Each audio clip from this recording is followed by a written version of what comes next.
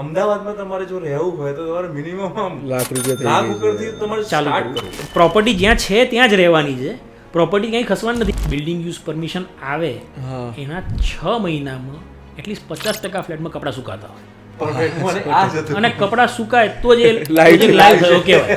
We started with housing બોર્ડના કામ કરતા હતા, કમ્પાઉન્ડ વોલના કામ કરતા હતા. એટલે ઘર ઇન્વેસ્ટ કરવા માટે નથી, ઘર રહેવા રહેવા માટે. માટે જ તમે જાતે અવેર રહો કે તમે શું લઈ રહ્યા છો અને સામે તમને શું મળી રહ્યું છે. અને અત્યારે જે આપણે ડેવલપમેન્ટ કરીએ છીએ ને, it is no less than any international kind of a city. અમે અત્યાર સુધીમાં અપ્રોક્સિમેટલી મોટું જોઈએ તો 8 થી 10,000 મકાન તો. તો કેમ છો મિત્રો, તમારું સ્વાગત છે અમારા આજના પોડકાસ્ટમાં. મારી ઉંમર 26 વર્ષની છે અને આજે જે અમારા જોડે ગેસ્ટ છે એમનું નામ નિલયભાઈ છે, જે ક્રેડાઈના સેક્રેટરી છે. એ 50 વર્ષથી એમનું ગ્રુપ કાર્યરત છે અમદાવાદના અંદર, ઇન્દ્રપ્રસ્થ નામથી. તો આજે તમારું સ્વાગત છે નિલય સર. કેમ છો? Thank you so much. હું 26 વર્ષનો છું અને તમારું ગ્રુપ 50 વર્ષથી કામ કરી રહ્યું છે. સેકન્ડ જનરેશન તમારી છે. અમારું ગ્રુપ 1980 થી કાર્યરત છે. અચ્છા, એવું છે. અમે construction activity as a civil engineers company હોય ને એવી રીતે કંપની સ્ટાર્ટ કરી હતી પપ્પાએ અને કાકાએ. They are all civil engineers. અને વી સ્ટાર્ટેડ વિથ હાઉસિંગ બોર્ડના કામ કરતા હતા, કમ્પાઉન્ડ વોલના કામ કરતા હતા. અચ્છા, તો હું ખોટો પડ્યો અહીંયા. અમે સૌથી પહેલો પ્રોજેક્ટ જે કર્યો હતો ને, પ્રાઇવેટ પ્રોજેક્ટ કહેવાય, એ 6 ફ્લેટનો પ્રોજેક્ટ હતો. અને આઈ એમ પ્રિટી શ્યોર પપ્પાની કદાચ એજ એ વખતે 22-23 વર્ષ હશે. ઓકે, તો બરોબર, રાઈટ છું. હા. અને અમે મોટું સ્ટેપ જે લીધું હતું અમારા કરિયરમાં એઝ અ કંપની, ઓકે, 1992માં અમે ઇન્દ્રપ્રસ્થ ટાવર્સ સૌથી પહેલાં મૂક્યા હતા. એ પહેલાં 1986માં પહેલું ટાવર કર્યું હતું. જે સમયે લોકો ટાવર નહોતા કરતા, ડેવલપર્સ ખાસ ટાવર નહોતા કરતા, લો રાઇઝ બિલ્ડિંગ્સ બનાવતા હતા. એ વખતે અમે 1986માં જયદીપ ટાવર બનાવ્યું હતું. એ વખતે જ્યારે કોર્પોરેશનમાંથી પ્લોટ ઓપ્શનમાં લીધેલો, EMDના પૈસા પણ નહોતા. ઓકે, એટલે EMDના પૈસા બી બહારથી લાવ્યા હતા અને બાકીના પૈસા પ્લોટના જે ચૂકવવાના કોર્પોરેશનને એ તો ફ્લેટ વેચીને જ ચૂકવવાના. એટલે એ ફોર્મેટથી જ ચાલ્યું. પણ રિઝનેબલી સારી રીતે સારા એથિક્સથી કામ કર્યું છે એટલે આગળ ગાડી ચાલ્યા કરી છે. એકચ્યુઅલી ફર્સ્ટ ટાઈમ જ્યારે આપણે મીટિંગ કરી સર, તો તમે જેવું કીધું ને કે 92માં અમે સ્ટાર્ટ કર્યું, 98માં વ્યવસ્થિત, ત્યારે એમ કીધું કે આ આપણા જન્મ પહેલાંની વાત છે, મારા અને મારા ભાઈના બંનેની. અમે અત્યારે જ્યારે પ્રાઇવેટ લિમિટેડ કંપની કરીને ખુશ થઈએ છીએ, પછી ખ્યાલ આવે ઓહો, લોકો બહુ મોટા છે. ખરેખર મારા જન્મ પહેલાંની વાત છે. હું 40 વર્ષનો છું અને અમારી કંપની મોર દેન 45 યર્સ ઓલરેડી થઈ ગયા. એટલે યસ, એટલે ઇનિશિયલ સ્ટેજના ડેવલપર કહી શકાય અમદાવાદમાં. અમદાવાદ 40-50 વર્ષ કદાચ અમદાવાદમાં બહુ જ ઓછા ડેવલપમેન્ટ થતું હતું. એ જ વખતે અમે હાઈરેઝ કન્સ્ટ્રક્શન ચાલુ કર્યું હતું. અને અબાઉટ 92માં મેં તમને કીધું એ રીતે અમે ઇન્દ્રપ્રસ્થના નામથી પહેલો પ્રોજેક્ટ અમે ઇન્દ્રપ્રસ્થ ટાવર્સ ડ્રાઇવિંગ પાસે કર્યો હતો. એ વખતે એ ક્વોન્ટમનું સોસાયટી હતી જ નહીં અમદાવાદમાં. કદાચ એક ખાલી ગોયલ ઇન્ટરસિટી પાછળ હતી. બાકી આ 16 ટાવર હતા, અબાઉટ 700 યુનિટ હતા. હવે એ સાઇઝ અમદાવાદનું એટલું પાચન શક્તિ જ નથી કે એટલું એબ્ઝોર્બ કરી શકે. હજી બી ઘણા એરિયાની નથી, બટ ઇટ રિયલી વેન્ટ વેલ. અને અત્યારે છેલ્લા 10-15 વર્ષથી અમારો ટ્રેક રેકોર્ડ જુઓ તો અમે at any given point of time અમારા આશરે 2500-3000 મકાનનું કન્સ્ટ્રક્શન ચાલુ હોય છે. તમે જે આંકડો બોલી રહ્યા છો ને, ઘણા ડેવલપરને લાઈફ ટાઈમનો આંકડો હોય છે. It's a true. હવે આપણે કેવું છે કે એક અત્યારે બહુ જ આમ બર્નિંગ પોઈન્ટ ચાલી રહ્યો છે, એના ન્યૂઝ બહુ એમ કહીએ કે પોઝિટિવ નેગેટિવ બંને રીતે ફેલાઈ રહ્યા છે એમ. તો આપણે કોમેન્ટ ખાલી લેવા માગશું તમારા તરફથી. અને આપણે કેવું છે કે પોઝિટિવ વાઇબ્સ જ આપવી છે એમ, નેગેટિવ બહુ નથી વિચારતા. હા, કેમ કે આપણે સારું છે, ગુજરાતીઓ ઓલવેઝ પોઝિટિવ, ગમે તે જગ્યાએ આપણે શું કે તહેવાર શોધી લઈએ એવું છે. હા, તો જંત્રીનો જે અત્યારે એક પોઈન્ટ રેસ થઈ રહ્યો છે, તો શું આપણી કોમેન્ટ શું છે એના ઉપર શું કહેવા માંગો છો? જંત્રી જેન્યુઅનલી બર્નિંગ ઇસ્યુ છે અત્યારે. હવે એક આગળ વધી અમે સર કેવું છે કે એઝ અ મીડિયા અમે છે ને કોઈ દિવસ તમે નહીં જોયું કે અમે ઇન્વેસ્ટરને કોઈ દિવસ અમે એન્ટરટેન નથી કરતા એમ. કરેક્ટ. પણ અમને એવું લાગે છે કે ડોમિનન્સ બહુ છે ઇન્વેસ્ટરનું. અમારો પોઈન્ટ ઓફ વ્યૂ છે, બજારમાં શું છે શું નહીં એ તમે વધુ સારી રીતે જાણી શકતા છો. તો તમને શું લાગે છે કે ઇન્વેસ્ટરનું ડોમિનન્સ સેલ્સ ઉપર કેવું હોય છે? ઇન્વેસ્ટરનું ડોમિનન્સ આજથી 15 વર્ષ પહેલાં 20 વર્ષ પહેલાં વધારે હતું. અત્યારે થોડુંક ઓછું છે કમ્પેરેટિવલી. હાઉએવર પ્રોપર્ટી માર્કેટમાં એટલે તમે લેન્ડ માર્કેટ જુઓ તો ઓકે, શોરૂમ્સ કદાચ જુઓ તો ઓકે, અથવા ઓફિસીસ જુઓ તો કોમર્શિયલ ઓકે, પણ ઘરમાં ઇન્વેસ્ટરનું વર્ચસ્વ બહુ ના હોવું જોઈએ. ઓકે. એ ડેવલપરે કંટ્રોલ કરવાનો છે કે મારું બનાવેલું મકાન કોને વેચવાનું.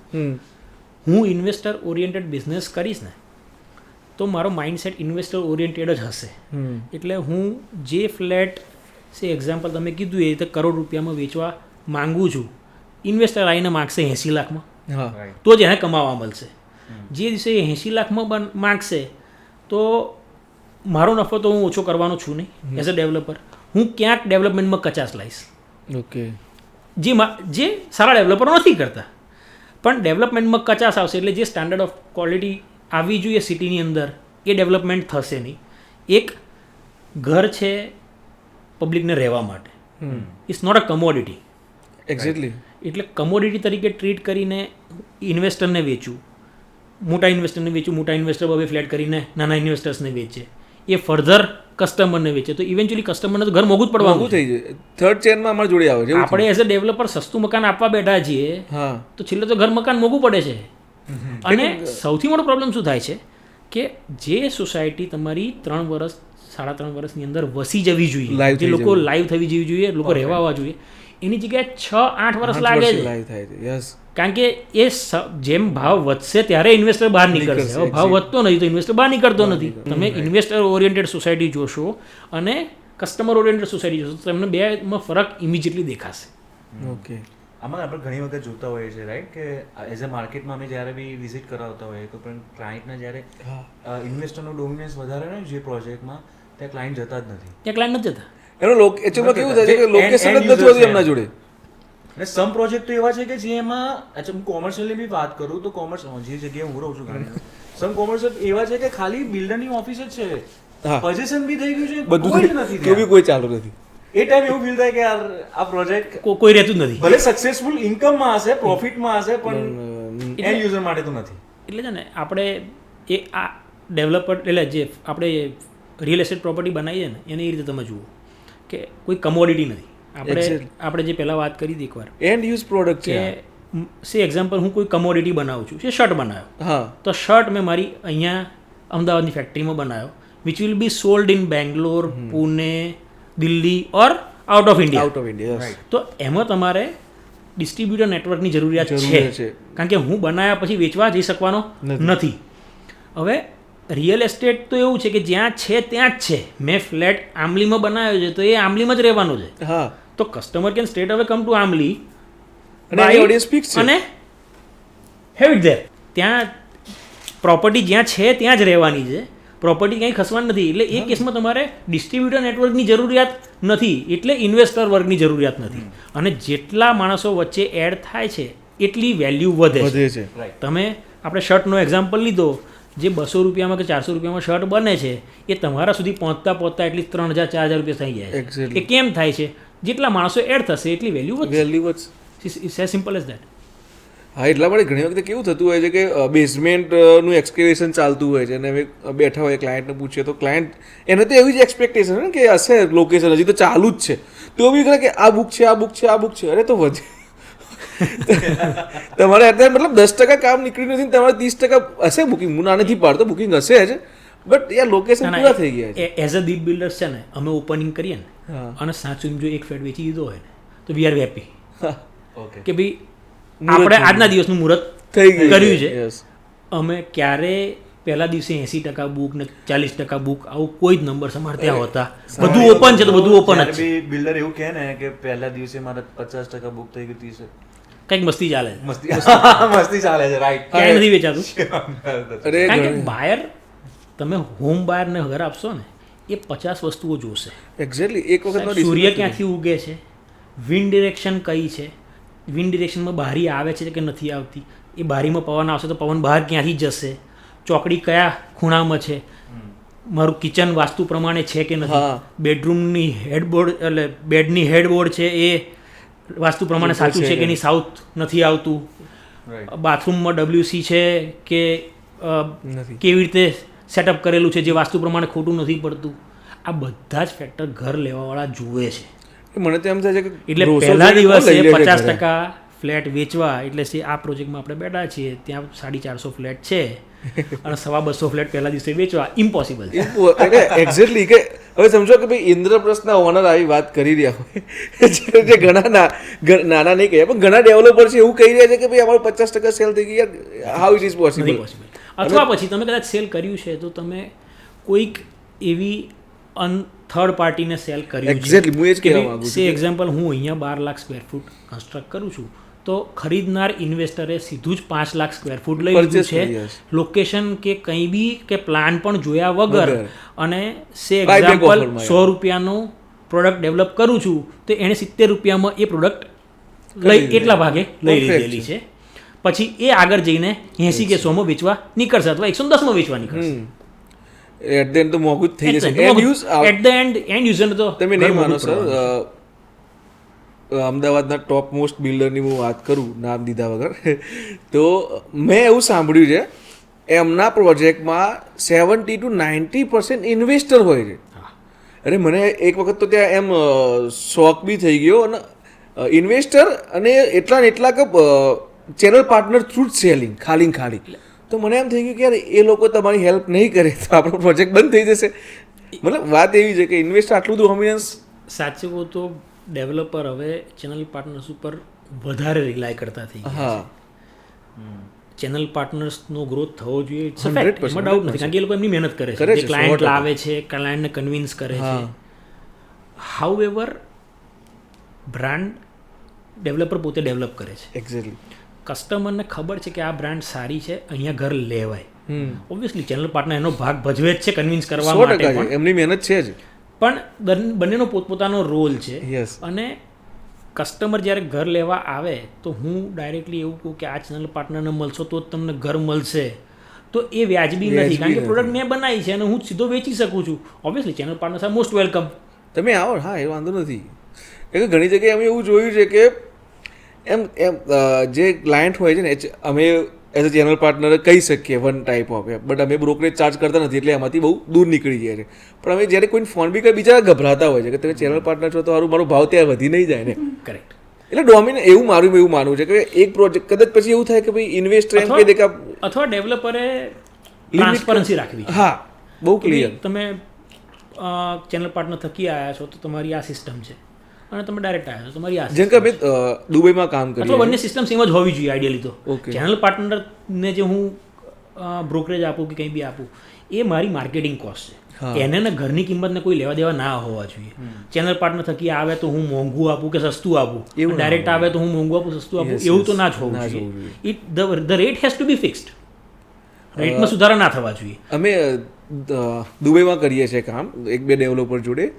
એમને ત્યાં એમનું એક બેકહેન્ડ હોય છે ટોટલી, કઈ પ્રોડક્ટ પડી છે, શું પડી છે, કઈ રીતે પડી, કયા બ્રોકર થ્રુ સેલ થઈ છે, કોને પરચેસ કરી છે, મતલબ એ ટ્રાન્સપરન્સી થી એ લોકો કામ કરે છે. That way the customer is having a clear picture કે ભાઈ હું આ પ્રોડક્ટ લઉં છું તો આનો સાચો ભાવ શું છે અને હું કેટલા પે કરું છું. અહીંયા પણ એવું છે, એવું બી નથી. અહીંયા ઘણા ડેવલપર્સ ચેનલ પાર્ટનરને સોલ સેલિંગ માટે પણ આપે છે. સોલ સેલિંગ ના આપે. There is nothing wrong about it. Example, મારી પાસે એટલો સ્ટાફ નથી કે મારી ટીમ એટલી સ્ટ્રોંગ નથી, તો ઓબ્વિયસલી મારે કોઈ ચેનલ પાર્ટનર આપવું પડશે કે ભાઈ ના, તારી પાસે તારું નેટવર્ક છે તો તું જ વેચીને આપ, અને તું એની સામે XYZ બ્રોકરેજ અમાઉન્ટ હોય કે કમિશન અમાઉન્ટ હોય તમે લઈ લેજો, તો that is perfectly okay. But the system has to be transparent. મારો કહેવાનો પોઈન્ટ એટલો જ છે કે system has to be transparent. આપણી જે કંપની છે ને, અમે જ્યારે બી જ્યારે વિડીયોઝ બનતા હતા એ બધું અમે બહુ જ પહેલા સ્ટાર્ટ કરી દીધું. હાઉસ ટુ ના કોન્સેપ્ટમાં બહુ પહેલા અમારા જોડે ઇન્વેસ્ટરો બહુ જ હતા. ઓકે, જ્યારે રિયલ એસ્ટેટનું કે ભાઈ મારા જોડે 10 કરોડ રૂપિયા છે તમે એવો કોઈ પ્રોજેક્ટ બતાવો કે 250 ફ્લેટમાંથી 250 પ્રોજેક્ટમાંથી તમે કઈ જગ્યાએ મને સારું નેવર હવે કોઈ દિવસ નથી આપતા તમે એન્ડ યુઝ માટે લઈ જાઓ. અમારા જોડે ઘણી વખત અમારો જેટલા બી એન્ડ યુઝર જ હોય અમારા આખા વર્ષના અંદર અમે 5 જ એવી લીડ મોકલતા છું જે ક્રેક થાય કરેક્ટ પણ મોકલવાની ખાલી ને ખાલી એન્ડ યુઝર બિલકુલ બિલકુલ ઇન્વેસ્ટર એન્ટ્રી નહીં એટલે અમે અમારું જે ડેવલપમેન્ટ જે રીતે કરીએ છીએ એઝ અ દીપ બિલ્ડર્સ તો વી always focused on and users. તમે મારો કોઈ બી પ્રોજેક્ટ જોશો ને તો બિલ્ડિંગ યુઝ પરમિશન આવે એના 6 મહિનામાં એટલીસ્ટ 50% ફ્લેટમાં કપડાં સુકાતા હોય અને કપડાં સુકાય તો જ લાઈવ થયો કહેવાય. ના અને તમારું અમે જોયું છે, અમે પોતે ઇન્દ્રપ્રસ્થના બ્રાન્ડિંગ બહુ જ જોયા છે અને કોઈ જગ્યાએ એવું નથી જોયું કે ભાઈ ઇન્વેસ્ટર પર્પઝથી તમારું બ્રાન્ડિંગ થઈ રહ્યું છે. એટલે ખાલી પડી રહેલી સોસાયટી તમને મોટા ભાગે ઇન્દ્રપ્રસ્થની મારા માટે નહીં એ દેખાય. છે કે સક્સેસફુલ પ્રોજેક્ટ કર્યો તો જ્યાં કપડાં સુકાતા હોય લાઈવ થઈ જાય. બાકી નહીં. અને આ જ રીતે બીજો બી આપણે ક્વેશ્ચન જે મેં હમણાં તમને પૂછ્યો કે ભાઈ માર્કેટિંગ બી એ રીતે થઈ રહ્યું છે. Correct. Sorry to interpret reels બી બનાવે છે લોકો તો કે ઇન્વેસ્ટ કરો કેટલું બધું ઇન્વેસ્ટ કરે રિયલ એસ્ટેટ. એટલે મેં તમને પહેલાં બી કીધું કે રિયલ એસ્ટેટ એટલે ઘર ઇન્વેસ્ટ કરવા માટે નથી, ઘર રહેવા માટે છે. તમે કહો છો કે રીલ્સ ઘણા લોકો બનાવે છે એટલે એક આ વર્ડ છે influencers. They are influencers. Okay, they have multiple followers on social media અને લોકોને એમને સાંભળવા ગમે છે એટલા માટે લોકો એમને જોવે છે. હવે મારી અપીલ એવા ઇન્ફ્લુઅન્સર્સને એવી છે કે તમે કોઈ પણ ઘર બતાવો કે સોસાયટી બતાવો અથવા કમ્યુનિટી બતાવો તો pitch them in such a way કે ભાઈ તમને ઘર આજે લેશો તો સસ્તું પડશે, આગળ જતાં આ ઘર મોંઘું પડશે. અને એના કારણ don't put it in such a way કે ભાઈ તમે આજે લઈ લો તો કાલે વેચીને કમાવા મળશે.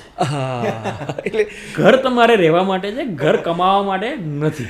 એક તમે દિલથી આનો આન્સર આપજો. હું તમને ક્વેશ્ચન કરું, તમે બી રીલ જોતા, તમે બી ઇન્ફ્લુએન્સર સ્ક્રોલ કરતા, તમને શું લાગે છે આમાં કેટલા પર્સન્ટેજ એવા છે કે આપણને એમ સેટિસ્ફાઈડ થાય મનથી કે નહીં આ સાચી રીતે વસ્તુ બતાવી રહ્યા છે?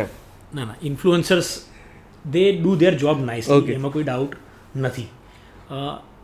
નહીં, હું શું કહેવા માંગુ છું, માર્કેટિંગ કરે છે એવું પણ નથી. હા, એ લોકો લોકેશનનો જજમેન્ટ ક્લિયર લેતા હોય છે કે આ લોકેશન પર આગળ જતાં આટલું ડેવલપમેન્ટ આવશે એટલા માટે ઓબ્વિયસલી જમીનના ભાવ વધશે કે ડેવલપમેન્ટના ભાવ વધશે કે રિયલ એસ્ટેટ પ્રોપર્ટીના ભાવ વધશે. એમનું લોજિક એ રીતે ખોટું છે એવું નથી.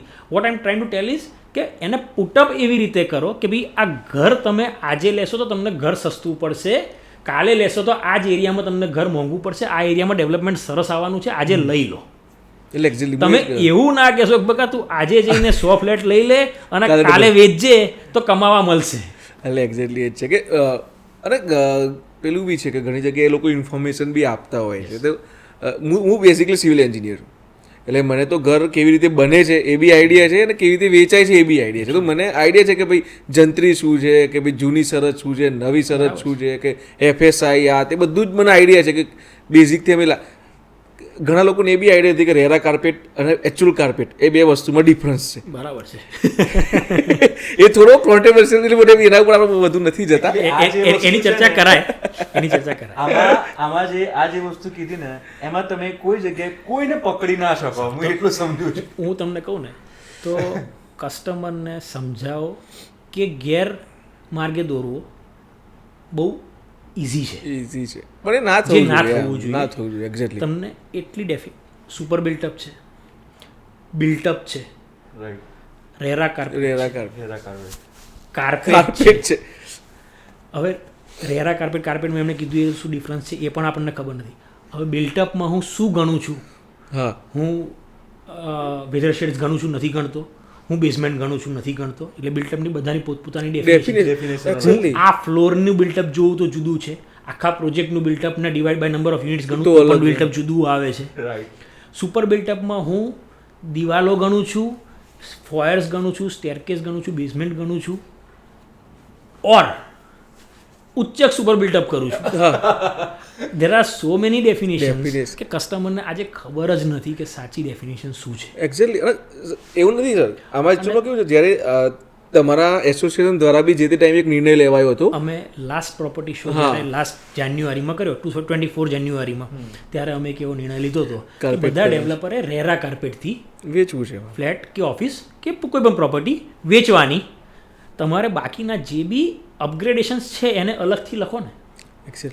એક સિમ્પલ એક્ઝામ્પલ આપીએ. તમે એપલના શોરૂમમાં જાઓ, એપલ 16 અને 16 પ્રો, આમાં આ ચીપ છે, પેલામાં આ ચીપ છે, આમાં આટલી મેમરી છે, આમાં આટલી મેમરી છે, so on and so fourth 15 વસ્તુઓ લખેલી છે. મને ખબર છે કે 16 સાચું છે કે 16 પ્રો સારો છે અને મારું શું બજેટ છે. તમે સ્પેસિફિકેશન્સ જુઓ અને કમ્પેર કરો, પછી તમારે 16 લેવો તો 16 લો અને 16 પ્રો લેવો તો 16 પ્રો. That is how it should be portrayed and put up કે ભાઈ આ મારો આ ફ્લેટ છે તો XYZ એરિયા રેરા કાર્પેટ છે, એની સાથે મારું ક્લબ હાઉસ જુઓ, મારું બધું ક્લબ હાઉસ કોર્પોરેશનમાં પાસ થયેલું છે કે નથી એ જુઓ, કયા સ્ટાન્ડર્ડથી ડેવલપમેન્ટ કરેલું છે એ જુઓ, જીમ બનાવ્યું છે તો જીમમાં ખાલી 4 રમકડા મૂક્યા છે અથવા એકચ્યુઅલી જીમ ડેવલપ કર્યું છે. હું એક જ જે જીમ અહીંયા મેં બનાવ્યું છે એનું એ જીમ હું 10 લાખમાં બી બનાવી શકું છું અને 60 લાખમાં બી બનાવી શકું છું. પણ the difference you will see when it is made. એ તમને ક્યારે ખબર પડે છે? તમે અંડર કન્સ્ટ્રક્શન પ્રોપર્ટીમાં ઇન્વેસ્ટ કરો છો કે ઘર લો છો ત્યારે એ જે તે ડેવલપરની બ્રાન્ડ વેલ્યુ છે એને તમે એ બ્રાન્ડ વેલ્યુ ક્યારે બની છે કે over the period of years એણે એ સ્ટાન્ડર્ડનું ડેવલપમેન્ટ આપેલું છે, ત્યારે એ બ્રાન્ડ બની છે. એટલે તમે ઇન્દ્રપ્રસ્થમાં આવીને ઘર લેશો તો તમારે એ વિચારવાનું નથી કે મારું જીમ કેવું હશે, કે મારું કેફેટેરિયા કેવો બન્યો હશે, કે મારો સ્વિમિંગ પુલ બરાબર હશે કે નહીં હોય. That is all taken in to the consideration કે ભાઈ આ ટોપ ઓફ ધ લાઇન જ હશે. બહુ જ ખરેખર આપણે આ જે સેમ્પલ હાઉસમાં બેઠા છીએ, હા, ક્લબ હાઉસ બહુ સુપર છે, કેફેટેરિયા છે. હું એક વાત કરવા માંગીશ કે જ્યારે બી એઝ અમે માર્કેટિંગ, જ્યારે મને કેવું કે સૌથી પહેલાં કસ્ટમર જ્યારે અમારે કોલ થાય ને તો અમે અમારા ઓફિસમાં બોલાવીએ, પછી કેવું કે મલ્ટિપલ પ્રોજેક્ટ એમને બતાવીએ કે જ્યારે જો પર્સનલી વિઝિટ કરતો હોય ત્યારે તો એના પ્રોજેક્ટ બતાવીએ, પછી અમુક સ્પેસિફિક એના બજેટમાં એને ચૂઝ કરી દે કે 2-3 જગ્યાએ મારે વિઝિટ કરવી છે, જેને મેં મારી કાર લઈને ત્યાં વિઝિટ કરાવે. રાઈટ? અમુક વખત કેવું થતું હોય ખબર છે કે જ્યારે બી કસ્ટમર બિલ્ડરને ત્યાં જાય એટલે અમારું કામ છે ખાલી ત્યાં મોકલવાનું. મને તો 250 પ્રોજેક્ટનું તો નોલેજ મને નહીં હોય. હું જ્યાં જેટલું સમજાઈને આવ્યો છું એટલું જ આવ્યો છું. બાકી કેશનો જે વ્યવહાર છે કે જેટલી બી વ્યવહાર છે એ બધું બિલ્ડર કરશે, યા તો એમનો સ્ટાફ કરશે. ઘણી વખત એવું થતું હોય સર કે ત્યાંના જે સેલ્સ સ્ટાફ હોય ને એન્ટરટેન જ નથી કરતા. અને આજે મેં ખરેખર તમારા પ્રોજેક્ટમાં એવું જોયું કે અહીંયાથી તમે નીચેથી આવો છો, તમારી ઓફિસ વેલ સેટ, તમારું જે બી કન્સ્ટ્રક્શન જે ચાલી રહ્યું છે એવું લાગે છે કે ભાઈ હા બહુ સારી પ્રોજેક્ટ છે. તમારું જીમ, તમારું આ નીચેનું કેફેટેરિયા, જ્યારે બી કસ્ટમર આવે છે, માની લો તો કોઈ આપણે એવા કસ્ટમરને હેન્ડલ કરતા હોય કે જે 2-3 કલાકથી મીટિંગ ચાલતી હોય, તો બીજા જે કસ્ટમર એટલીસ્ટ એ કેફેટેરિયામાં બેસે, ચા પાણી કરે. કરેક્ટ. આ પરફેક્ટ છે એમ. મારા છે ને એક સ્ટાફ મેમ્બર છે, ઓકે, મારા રિલેટિવ બી થાય, એમણે સાયન્સ સિટી બાજુ એક ફ્લેટ લીધો અને ઓબ્વિયસલી અહીંયા he takes care of sales. એટલે હી નોઝ હાઉ કે આપણે કેવી રીતે કસ્ટમર આવે તો ટ્રીટ કરીએ છીએ અને કેવી રીતે સેમ્પલ હાઉસ બતાવીએ કે અરાઉન્ડ કેમ્પસ કેવી રીતે લઈ જઈએ. અમારો એક ફંડામેન્ટલ કેવો છે કે તમે ઘર જોવા આવ્યા ને ત્યારથી તમે ઘરમાં રહેવા આવો ને ત્યાં સુધીનો આખો એક એક્સપિરિયન્સ છે અને ઘર છે. આ ઘર લેતા દરમિયાન તમને એક પણ વખત આમાં ડિસ્કમ્ફર્ટ આવશે ને તો તમને ઘરે તમે રહેવા આવશો ને ત્યારે ખૂંચશે. એટલે અમારી બધા સ્ટાફને એવી ક્લેરિટી છે કે કસ્ટમરને ક્યારે ડિસ્કમ્ફર્ટ ના આવવો જોઈએ. એ જોવા આવે છે ત્યારે, એ જ્યારે પેમેન્ટ આપવા આવે છે, પેમેન્ટ કરે છે, એ જ્યારે પોઝિશન લે છે, કોઈ એની નાની મોટી કમ્પ્લેન છે, અમારા ત્યાંથી કોઈ પણ એન્જિનિયર ઓર હું કોઈ બી એવો જવાબ કોઈ પણ કસ્ટમરને ના આપે કે સાહેબ આ તો આવું જ હોય. તમને આજે નહીં તો હું કાલે અટેન્ડ કરી લઈશ અને તમને સેટિસ્ફેક્ટરીલી અટેન્ડ કરવામાં આવશે. This is what the answer we give. એટલે હું તમને જે એક્ઝામ્પલ આપતો તો મારા જે રિલેટિવ છે એમનો, મને કે નીલેભાઈ હું તો ફ્લેટ લેવા ગયો તો કોઈ પાણી ઓફર ના આપે. એટલે મેં કહું યાર દરેક જગ્યાએ કમ્ફર્ટ જુદું જુદું હોય. હવે એમનો જ સેલ ડીડ થયો, સેલ ડીડનું કામ પત્યું, પછી એમને પેલું પાર્કિંગનો ડોક્યુમેન્ટ હોય એટલે એ પાર્કિંગનો ડોક્યુમેન્ટ કે આમાં તો કોઈ પાર્કિંગનો ડોક્યુમેન્ટ નથી આપતા. તમે કહો આપણે જે કરીએ છીએ મેમ્બર્સ જોડે એ તમને બતાવો કે ભાઈ આવું અમે કરીએ છીએ.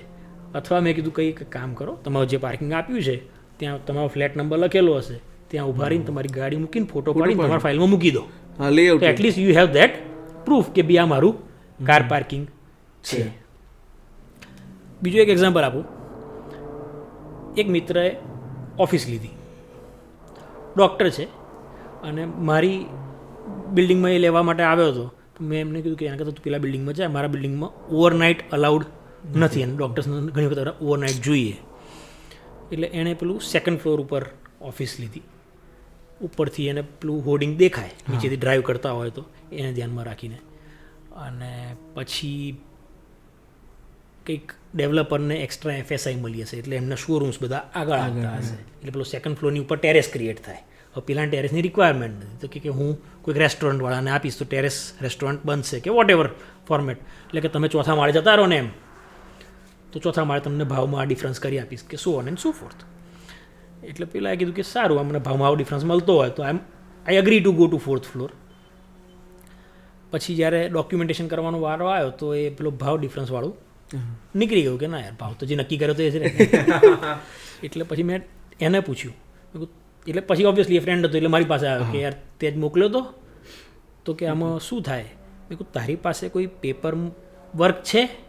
એટલે એણે મને કાગળ બતાવ્યું જેની ઉપર બધું એણે લખેલું, આ યુનિટ નંબર, આ રેટ, અને એ બધું એને પોતે જ લખેલું હતું. ડેવલપરે તો કંઈ લખીને આપ્યું જ નથી. એટલે પછી મેં એને મારી ફાઇલ બતાવી. મેં કહું મારા ત્યાં કોઈ બુકિંગ કરે તો હું શું આપું છું.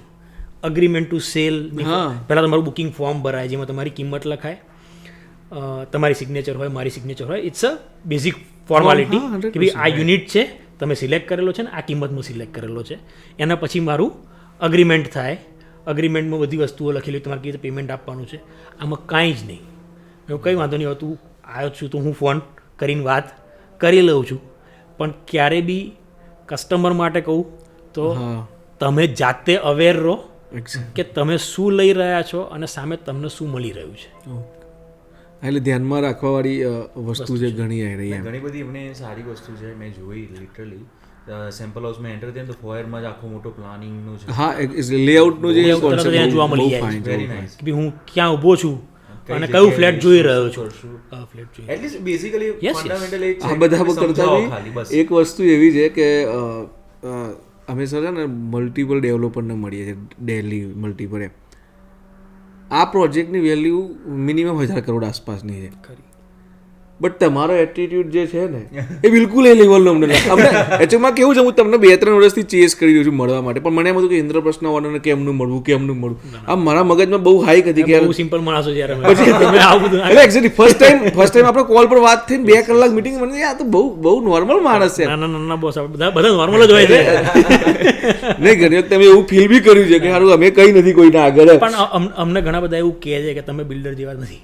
ખરેખર અમને પોતે એવું લાગ્યું કે તમે, મતલબ એવું નથી, અમને અનકમ્ફર્ટ ફીલ નથી થતી. ઘણી જગ્યાએ અનકમ્ફર્ટ ફીલ થતી હોય છે. ક્યારે અમે ઇન જનરલ કોઈ પણ કસ્ટમરને બી મળીએ કે મેમ્બર્સને મળીએ, અમારા ત્યાં members are we are directly available to all the members.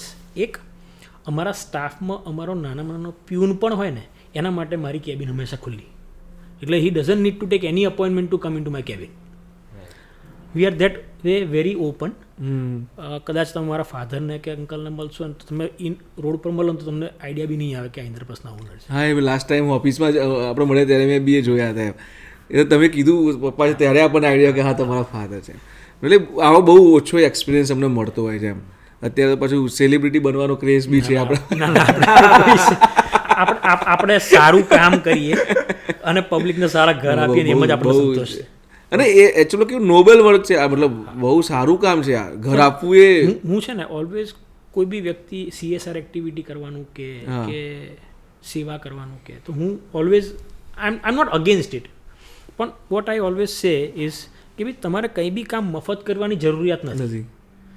તમે, હું ઘર બનાવું છું, તમે કંઈ બીજું બનાવતા હોય કે કંઈ બી સર્વિસ આપો છો, તો તમે તમારું કામ એ એથિક્સથી કરો કે વ્યક્તિને એના 100 રૂપિયાનું વળતર એટલીસ્ટ તમે 90-95% આપી શકો. 100% તો કદાચ આપી શકવાના કોઈ બી નથી પોસિબલ, પણ તમે 90-95% તમે વળતર આપી શકો તો then you have done a good job. અને એ જ તમે સિટીને ડેવલપ કરવા માટે આપો છો કે કોઈકની લાઈફમાં અપગ્રેડેશન લાવવા માટે આપો છો, એ જ તમારી CSR એક્ટિવિટી છે. અને એમાં કંઈ વધારે એવી CSR એક્ટિવિટી કરી નાખવાની જરૂરિયાત કોઈએ બી નથી. તમે જે કામ કરો છો એ સાચા એથિક્સથી કરો તો ગુડ ઇનફ છે. અને આ તો એકચ્યુઅલમાં ગુજરાત છે, ગુજરાતને અહીંયા તો ફ્રીમાં વીજળી પાણી બી નથી જોતું. મતલબ વેલ્યુ જોઈએ છે પ્રોડક્ટની. લોકોને પૈસો જે ખર્ચે છે એની વેલ્યુ જોઈએ છે, પૈસો આપવા માટે તમે તૈયાર મફત આપો એવું કોઈ કહેતું જ નથી. ગુજરાતમાં તો એ નથી જ જોયું કે આપણે ફ્રીમાં માગી રહ્યા છે. ઓકે, મારો એક ક્વેશ્ચન પોઈન્ટ ઉપર આવીએ. અમુક વખત મારે એક ખાસ ક્વેશ્ચન એ છે કે સમટાઈમ કેવું કે આપણે એક as a real estate builder આપણે એક પ્રોડક્ટ જ વેચી રહ્યા છીએ, રાઈટ? એઝ અ અમે કન્સલ્ટન્ટ હોય કે જે બી એ બધા જ આપણે એક પ્રોડક્ટ વેચી રહ્યા છે. તમે જોયું હશે કે કાર પણ એક પ્રોડક્ટ છે. કરેક્ટ. ત્યાં ભેદભાવ નથી થતો. બરાબર છે.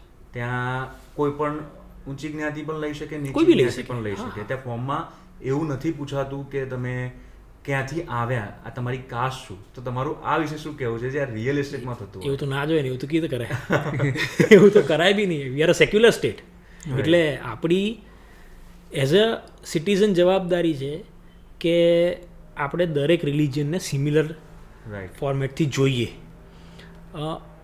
હા, તમે કદાચ કોઈકને ગાઈડ કરી શકો.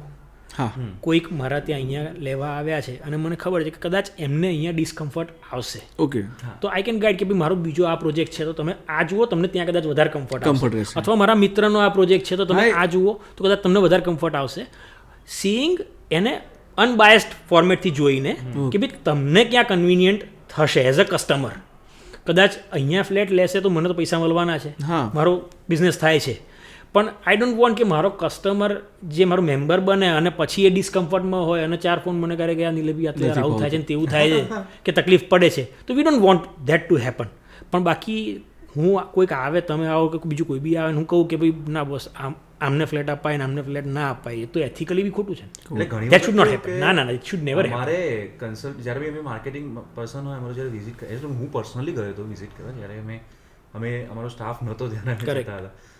તો કેવું કે એક વખત ક્લાયન્ટને લઈને ગયો, એ લોકો બધાને આપતા હતા. અમુક કહી દે કે આવી રીતે અમે નથી આપતા, ના આપતા હોય તો અમે લઈને ગયા ને યાર કસ્ટમરના સામે જે વસ્તુ બોલે એવું ઇટ્સ અ વેરી હર્ટ, એકદમ આપણે હર્ટફુલ થઈ જાય. ના ના, બહુ હર્ટિંગ થઈ જાય, હર્ટ થઈ જાય. અને એવું કરાય બી નહીં ને, તો that is not the right. સમજો કેવા કે એમને કેસ પણ કરી લીધો. આપણા ત્યાં કેવું છે, અમદાવાદ શહેરમાં સ્પેસિફિકલી અમદાવાદને કહું તો આપણું સિટી બહુ જ એરિયા ઓરિએન્ટેડ છે. હા, જેમ હું અત્યારે પ્રહલાદનગરમાં લઉં છું, નવું ઘર લઈશ તો કદાચ ખેંચીને મકરબા સુધી જઈશ. બસ એનાથી વધુ. જે થલતેજમાં રહે છે તો એ ખેંચીને જશે હેબતપુર સુધી જશે.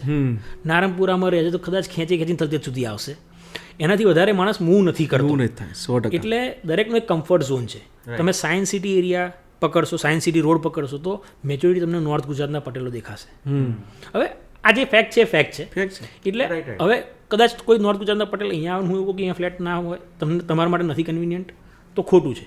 I can always guide them. For example, મારો કોઈ સાયન્સ સિટીનો પ્રોજેક્ટ ચાલે છે કે કદાચ સાહેબ તમને ત્યાં વધારે મજા આવશે એવું મને લાગે છે, અહીંયા તો તમે તમારી લોકેલિટી વધુ છે, તમે ઓલવેઝ ગાઈડ કરું. એ તો અમદાવાદની જૂની અથવા જૈન છે, ઘણી જૈન કમ્યુનિટી છે. જૈન કમ્યુનિટી તમને ખબર છે કે પાલડીમાં જૈન કમ્યુનિટી વધારે વધુ છે, આપણે ત્યાં સજેસ્ટ તો કરીએ. કદાચ આપણે સજેસ્ટ કરી શકીએ. અહીંયા આવે તો વેલકમ જ છે, તમે લો ના નથી, બરોબર છે. પણ સાહેબ તમને કદાચ મારો પેલો પ્રોજેક્ટ ત્યાં ચાલે છે તો વધુ તમને better ત્યાં કન્વિનિયન્ટ વધારે થશે. સ્વાભાવિક છે. આમાં કેવું છે કે જ્યારે બી આપણી જૂની તમે જોશો કે આપણે અમે બી જ્યારે અમે અમારા ગામડામાં રહેતા હોય તો બધાની સોસાયટી જ અલગ છે, અલગ છે. હા, કાસ્ટ વાઇઝ સોસાયટી એ અલગ, એ સારી વસ્તુ છે, એ બધાને ફાવે એવી વસ્તુ એ સારી છે ખોટી છે તો આપણે જજ કરવા વાળા કોઈ છે નહીં, પણ એટલીસ્ટ ધ પોઈન્ટ અમદાવાદના ઇઝ પોરોના નામ બી એવી રીતે છે. એક્ઝેક્ટલી. તો એટલે એમાં તમે કદાચ એવું કોઈને નથી. ગાઈડ કરી શકો, તમે કોઈને સ્ટોપ ના કરી શકો, અથવા હું અમને ફ્લેટ મારું ના ખાલી- આપું એવું તો એટલે ના. હું એમ જ કહેવા માંગતો હતો કે ખાલી તમે મોઢા ઉપર ના કહી. We are secular state. ના ના, એવું તો મોઢા ઉપર બી ના કહેવાય, મનથી બી ના કહેવાય. મનથી બી શું કામ કહેવાય? ઓકે, તો આપણે વધુ વાત થઈ ગઈ સેલ્સ પર થઈ ગઈ, માર્કેટિંગ પર થઈ ગઈ, ઇન્ફ્લુએન્સર જંત્રી ઉપર થઈ ગઈ. જંત્રી પર થઈ ગઈ. ઇન્ફ્લુએન્સરમાં બી આપણે એટલું કહીશું કે જે બી તમે બોલી રહ્યા છો, એક યા તો થોડું એનું રિસર્ચ કરીએ અને કે તમને લોકો જોઈને શીખી રહ્યા છે, કંઈક નોલેજ ગેઇન કરી રહ્યા છે. તો હું ઇન્ફ્લુએન્સર્સને ખાસ અપીલ કરું કે તમે જે બોલો છો ને એની ઇમ્પેક્ટ બહુ મોટી છે. બહુ મોટી છે, કારણ કે તમને લોકો ફોલો કરે છે. People like to C you, like to listen to you. એટલે તમે જે બોલશો એ માણસ સાચું માનશે. હા, એટલે તમે જે બોલો છો એ મોરલી સાચું હોય એવું જરૂર મીડિયામાં કહેજો. અને કોઈને જાણતા અજાણતા નુકસાન ના થાય કે દુઃખ ના થાય એવું ધ્યાન કહીશું રાખજો. 100%. તો as a responsible media As a કામ responsible કરીએ media. એવું આપણે ધ્યાન રાખશું.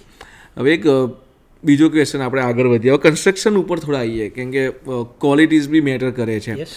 ઘણી વખતે એમાં કેવું હોય છે કે સર કોઈ એક કસ્ટમર મારા જોડે આવ્યો છે, હવે એને આની લાઈફમાં આખા લાઈફમાં 1 કરોડ રૂપિયા જમા કર્યા છે ઘર લેવા માટે, બરોબર છે. હવે એ બિચારો જ્યારે મેં આજે વિચાર્યું કે મારે 1 કરોડનો ફ્લેટ આ મળે છે, હવે મારે 1 કરોડ ભેગા કરતાં કરતાં 2-5 વર્ષ નીકળી ગયા અને હું ત્યારે લેવા જઉં છું એટલે ચાલો 1 કરોડ 20 લાખ પહોંચી જાય છે. એટલે મને એમ થાય કે 1 કરોડ ભેગા કરતાં કરતાં આવું થઈ ગયું છે. તો હવે જે પ્રાઇસ હાઈક થઈ રહી છે કે સર્ટન ટાઈમથી હાઈક એ એક્સેપ્ટ કરવી તો પડશે. એવું બી નથી કે ડેવલપર એનો પ્રોફિટ વધારે, એવું નથી. એવું નથી. રો મટીરિયલ વધે છે ને, લેન્ડ ફેક્ટર વધે છે, રો મટીરિયલ વધે છે, લેબર મોંઘી થાય છે, ઇન્ફ્લેશનની ઇફેક્ટ તો બધે જ આવે છે. જે લેબર છે એને પણ આવે છે. તો તમે ઇરિસ્પેક્ટિવ ઓફ એનીથિંગ તમે આપણા ત્યાં ઇન્ફ્લેશન રેટ 7-8% પકડીને ચાલતા હોઈએ તો 8-10%, 7-8%, 10% તો પ્રોપર્ટીની વેલ્યુ એમને જ વધવાની છે. Only considering the inflation rate. પછી સ્પેસિફિક વસ્તુમાં વધારે ઇન્ફ્લેશન આવ્યું ને એની કિંમત વધારે વધી તો અલગ વસ્તુ છે. અને ઘણી જગ્યાએ એવું બી હોય છે કે ભાઈ એક્ઝામ્પલ તરીકે હું અહીંયા આપણે સિવાંતામાં બેઠો છું ને બાજુમાં એક પ્રોજેક્ટ છે, હવે એ આપણને 58માં વેચે છે ને આપણે 68માં વેચીએ તો ઘણી વખતે અમને એમ કહેતા હોય છે કે યાર આટલામાં આપે જ છે ને સનમ, તો અહીંયા હું કેમ જઉં? તો એ બી એક તમે હાઈક છે એક સમજાવો. એબ્સોલ્યુટલી. એ ફેક્ટર છે ને કસ્ટમરને સમજાવવો થોડોક ડિફિકલ્ટ બી છે કારણ કે customer is very much oriented towards pricing. મને કેટલું સસ્તું મળે એક, પણ કસ્ટમરને બાય હાર્ટ તો ખબર જ છે કે સારું કયું છે. એક્ઝેક્ટલી એને બાય હાર્ટ ખબર જ છે. એટલા માટે જે તમારી સામે બેઠો છે, હા, તમારો કિંમત 100 રૂપિયા છે, બાજુમાં કિંમત 80 રૂપિયા છે, છતાં બી તમારી સામે બેઠો છે એનો મતલબ જ છે કે એને તમારું ગમેલું છે. નહીં તો બાજુમાં 80 છે એને ખબર જ છે, લઈ જ લે. હા, તમારી ચર્ચા બી કેમ કરે? ચર્ચા બી શું કામ કરે? પણ હી નોઝ બાય હાર્ટ કે ભાઈ ક્વોલિટી ઓફ વર્ક અહીંયા બેટર છે અથવા કમ્યુનિટી બેટર છે, મારું જોઈતું પ્લાનિંગ મને અહીંયા મળે છે.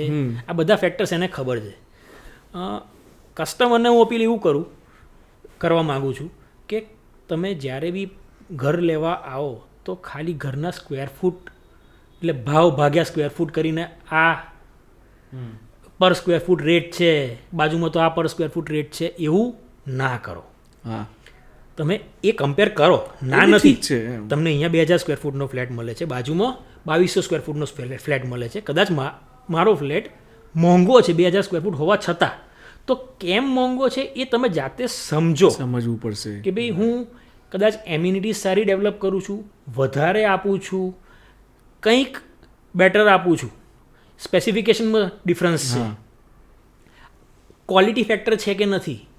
જેમ તમે મારા ત્યાં આવશો, તમે અત્યારે જે પ્રોજેક્ટમાં આપણે બેઠા છીએ અબાઉટ 450 યુનિટ્સ છે. તમે એની રેન્ડમ કોલમની સ્ટ્રક્ચરલ સ્ટ્રેન્થ માગશો તો મારો એન્જિનિયર તમને 2 જ મિનિટમાં કાઢીને આપી દેશે કે આટલા કોલમ્સ ભર્યા છે કે આટલા સ્લેબ્સ ભરાયેલા છે. એમાંથી કોઈ પણ એરિયા કે લોકેશન તમે પકડો કે ભાઈ મારે આની સ્ટ્રક્ચરલ સ્ટ્રેન્થ જોઈએ છે, તમને 5 જ મિનિટમાં કાઢીને આપી દેશે. હવે is every developer doing it? Maybe yes. આટલું ધ્યાન રાખે છે, નથી રાખતા આપણને ખબર નથી, પણ કરતા બી હશે. પણ ત્યારે તમે જે તે ડેવલપરના ત્યાં બેઠા છો તો એના બધા જ ફેક્ટર્સને ધ્યાનમાં રાખો, એની બ્રાન્ડ વેલ્યુને ધ્યાનમાં રાખો. એની બ્રાન્ડ વેલ્યુ એટલા માટે કહું છું કે બ્રાન્ડ વેલ્યુની પાછળ મહેનત લાગેલી છે. એટલે એની પાછળ જે મહેનત કરેલી છે અથવા એની પાછળ જે એક ક્વોલિટી ઓફ પેપર વર્ક આપે છે અને ક્વોલિટી ઓફ કન્સ્ટ્રક્શન આપે છે, આ બંનેને ધ્યાનમાં રાખીને તમે વેલ્યુ જજ કરો. પછી કસ્ટમર ઇઝ ધ કિંગ. વસ્તુ બહુ સમજવાની છે. તમે જે બ્રાન્ડ વેલ્યુ કહી રહ્યા છો ને, એક ક્લિયર વસ્તુ સમજવી જરૂરી છે કે બ્રાન્ડ વેલ્યુ અને પીઆર વેલ્યુમાં બહુ મોટો ડિફરન્સ છે. પીઆર કરીને બ્રાન્ડ બનાવી અને કેટલા ટાઈમથી શું કરીને બ્રાન્ડ બની છે એ સમજવું બહુ જરૂરી છે. અમારો એક નાનો એક્ઝામ્પલ આપું. અમે 2009માં ઇન્દ્રપ્રસ્થ 5 અને 6 બે સોસાયટી બનાવી હતી પ્રહલાદનગરમાં, સામે રોડની આ બાજુ 5 ને ઇન્દ્રપ્રસ્થ 6 આ બાજુ. એમાં હિરેનભાઈ પટેલ આર્કિટેક્ટ છે અમારા. He was just passing by અને એમને જસ્ટ એક અંદર ચક્કર મારવા ગયા હશે તો એમને એવું લાગ્યું કે ના મારે એક પ્લાન્ટેશન હજી કરવું છે. હવે આ મોમેન્ટે 100% યુનિટ્સ આર સોલ્ડ. અમે સોસાયટી પણ હેન્ડઓવર કરી દીધેલી છે. તો હિરેનભાઈએ કીધું કે ભાઈ ના મારે બીજા પ્લાન્ટેશન હજી આમાં નંખાવવું છે લેન્ડસ્કેપ તરીકે. અમે સાહેબ આ 2009ની વાત છે. હા એ સમયે અમે 20 લાખ રૂપિયાના બીજા છોડ મંગાવીને ઓહો. પ્લાન્ટેશન કર્યું હતું, જ્યારે મારે એક પણ ફ્લેટ એમાં વેચવાનો બાકી નહોતું. નથી. ધીસ ઇઝ ધ બ્રાન્ડ વસ્તુ અહીંયા જ છે, આ ત્યાં તમારી બ્રાન્ડ ડેવલપ થાય છે. Brand develop. કામ કરીને જે બ્રાન્ડ ડેવલપ થાય છે તમે જે કહો છો ને એ આમાં આમ એટલે એક્ઝેક્ટલી કે ઘણી વખતે આપણને એમ થાય કે આ રોજ આ ડેવલપર આપણને રોજ દેખાઈ રહ્યા છે, રોજ દેખાઈ રહ્યા છે. હવે સારું પ્રોજેક્ટ એક જ છે અમને, તો એકી તો બ્રાન્ડ ક્યાંથી બની ગઈ? મતલબ એ પીઆર છે. એટલે એટલા જ કહું છું કે બ્રાન્ડ અને પીઆરમાં બહુ મોટો ડિફરન્સ છે. મીડિયાનો બહુ મોટો રોલ છે, બહુ મોટો રોલ છે, કોઈને બી મોટો બનાવવામાં અને નાનો બનાવવામાં. બહુ અગત્યનું થઈ જાય છે. મારો એક ક્વેશ્ચન છે. તો જ્યારે બી એઝ અ ડેવલપર મારે એ જાણવું છે કે ઘણા રીલ્સ અને વિડીયોઝ આવતા હોય છે, એમાં એવું કહેતા હોય કે સારા સારા કરોડપતિ લોકો બી રેન્ટ ઉપર ઘર લેતા હોય છે, એમનું પોતાનું નથી લેતા. હા બરોબર છે. અને ઘણા હોય છે જે પોતાનું ઘર લઈ લે છે. તો તમારું શું કહેવું છે આ બાબતે? કે જો એ વસ્તુમાં પૈસા ખર્ચાય કે ન ખર્ચાય? એટલે આ કેવી વસ્તુ છે કે મીડિયા જ એટ ધેટ રીઝન આલે છે. આમાં છે ને ફેક્ટર ઇઝ કે તમે ક્યાં ઘર લો છો. If you are living in India, ઘર લેવાય જ અને ઘર લઈને જ રહેવાય. ધેર આર સર્ટન કન્ટ્રીઝ કે જ્યાં ઇન્ફ્લેશન બહુ જ ઓછું છે, કે જ્યાં રેટ સ્ટેગ્નન્ટ વર્ષો વર્ષ રહે છે. એવા કેસમાં તમે ઘર ના લો અને રેન્ટ ઉપર રહેતા હોય, ત્યાં રેન્ટલ yieldપણ બહુ જ ઓછું હોય છે, એટલે તમને રેન્ટ બહુ સસ્તું પડે. ઓકે. તો તમારું કેપિટલ કોસ્ટ બહુ લાગતી નથી. હવે એમાં બે ફેક્ટર લાગુ પડે છે, એક ફાઇનાન્શિયલ ફેક્ટર અને એક ઇમોશનલ ફેક્ટર. આપણા ઇન્ડિયન્સ બધા ઇમોશનલ ઇમોશનલ છે કે ભાઈ મારું ઘર છે, હા ગાડી બી ભાડે નહીં લે, મારી ગાડી છે. રાઈટ. આ ફેક્ટર બહુ ઇમ્પોર્ટન્ટ છે આપણા માટે. હક અને માલિકી. હક અને માલિકી વાળી વાત છે. એટલે જ્યાં એક તો ઇન્ડિયામાં બધે જ ઇન્ફ્લેશન છે, રેટ્સ વધ્યા કરે છે, એટલે તમારે જ્યાં આજે કેપિટલ તમે કોસ્ટ ઇન્વેસ્ટ કરી છે, જે ઘરમાં છે કરોડ રૂપિયા તમે ઇન્વેસ્ટ આજે કર્યા છે, જે તમે ભોગવો છો બી ખરા, જ્યાં તમે રહો છો, એ જ 1 કરોડની વેલ્યુ વધીને 1.25 કરોડ કે 1.5 કરોડ ઇન ફ્યુચર થવાની છે. કે જ્યારે તમે એ ઘર વેચીને તમારા છોકરાઓને 2 ઘર કરી આપવા માગશો તો થઈ શકશે. તો એ કેસમાં ખરીદેલું ઘર આગળ પડે છે.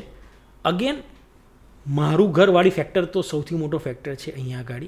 તમે ઇન્ડિયામાં ક્યાંય પણ જશો તો એવરીબડી ઇઝ કન્સર્ન વિથ કે ભાઈ મારી પાસે પોતાનું ઘર છે કે નથી. સપનું જે હોય છે, મોસ્ટલી સપનું જ છે કે પોતાનું ઘર હોય. તમે ઇન્ડિયામાં જુઓ તો ઇન્ડિયામાં અમે એક જનરલ એવો મિથ જે આપણે કહેવત કહીએ ને કે કોઈ બી વ્યક્તિ 2 જગ્યાએ પૈસા ખર્ચે, એક છોકરીના લગ્નમાં અને ઘરમાં.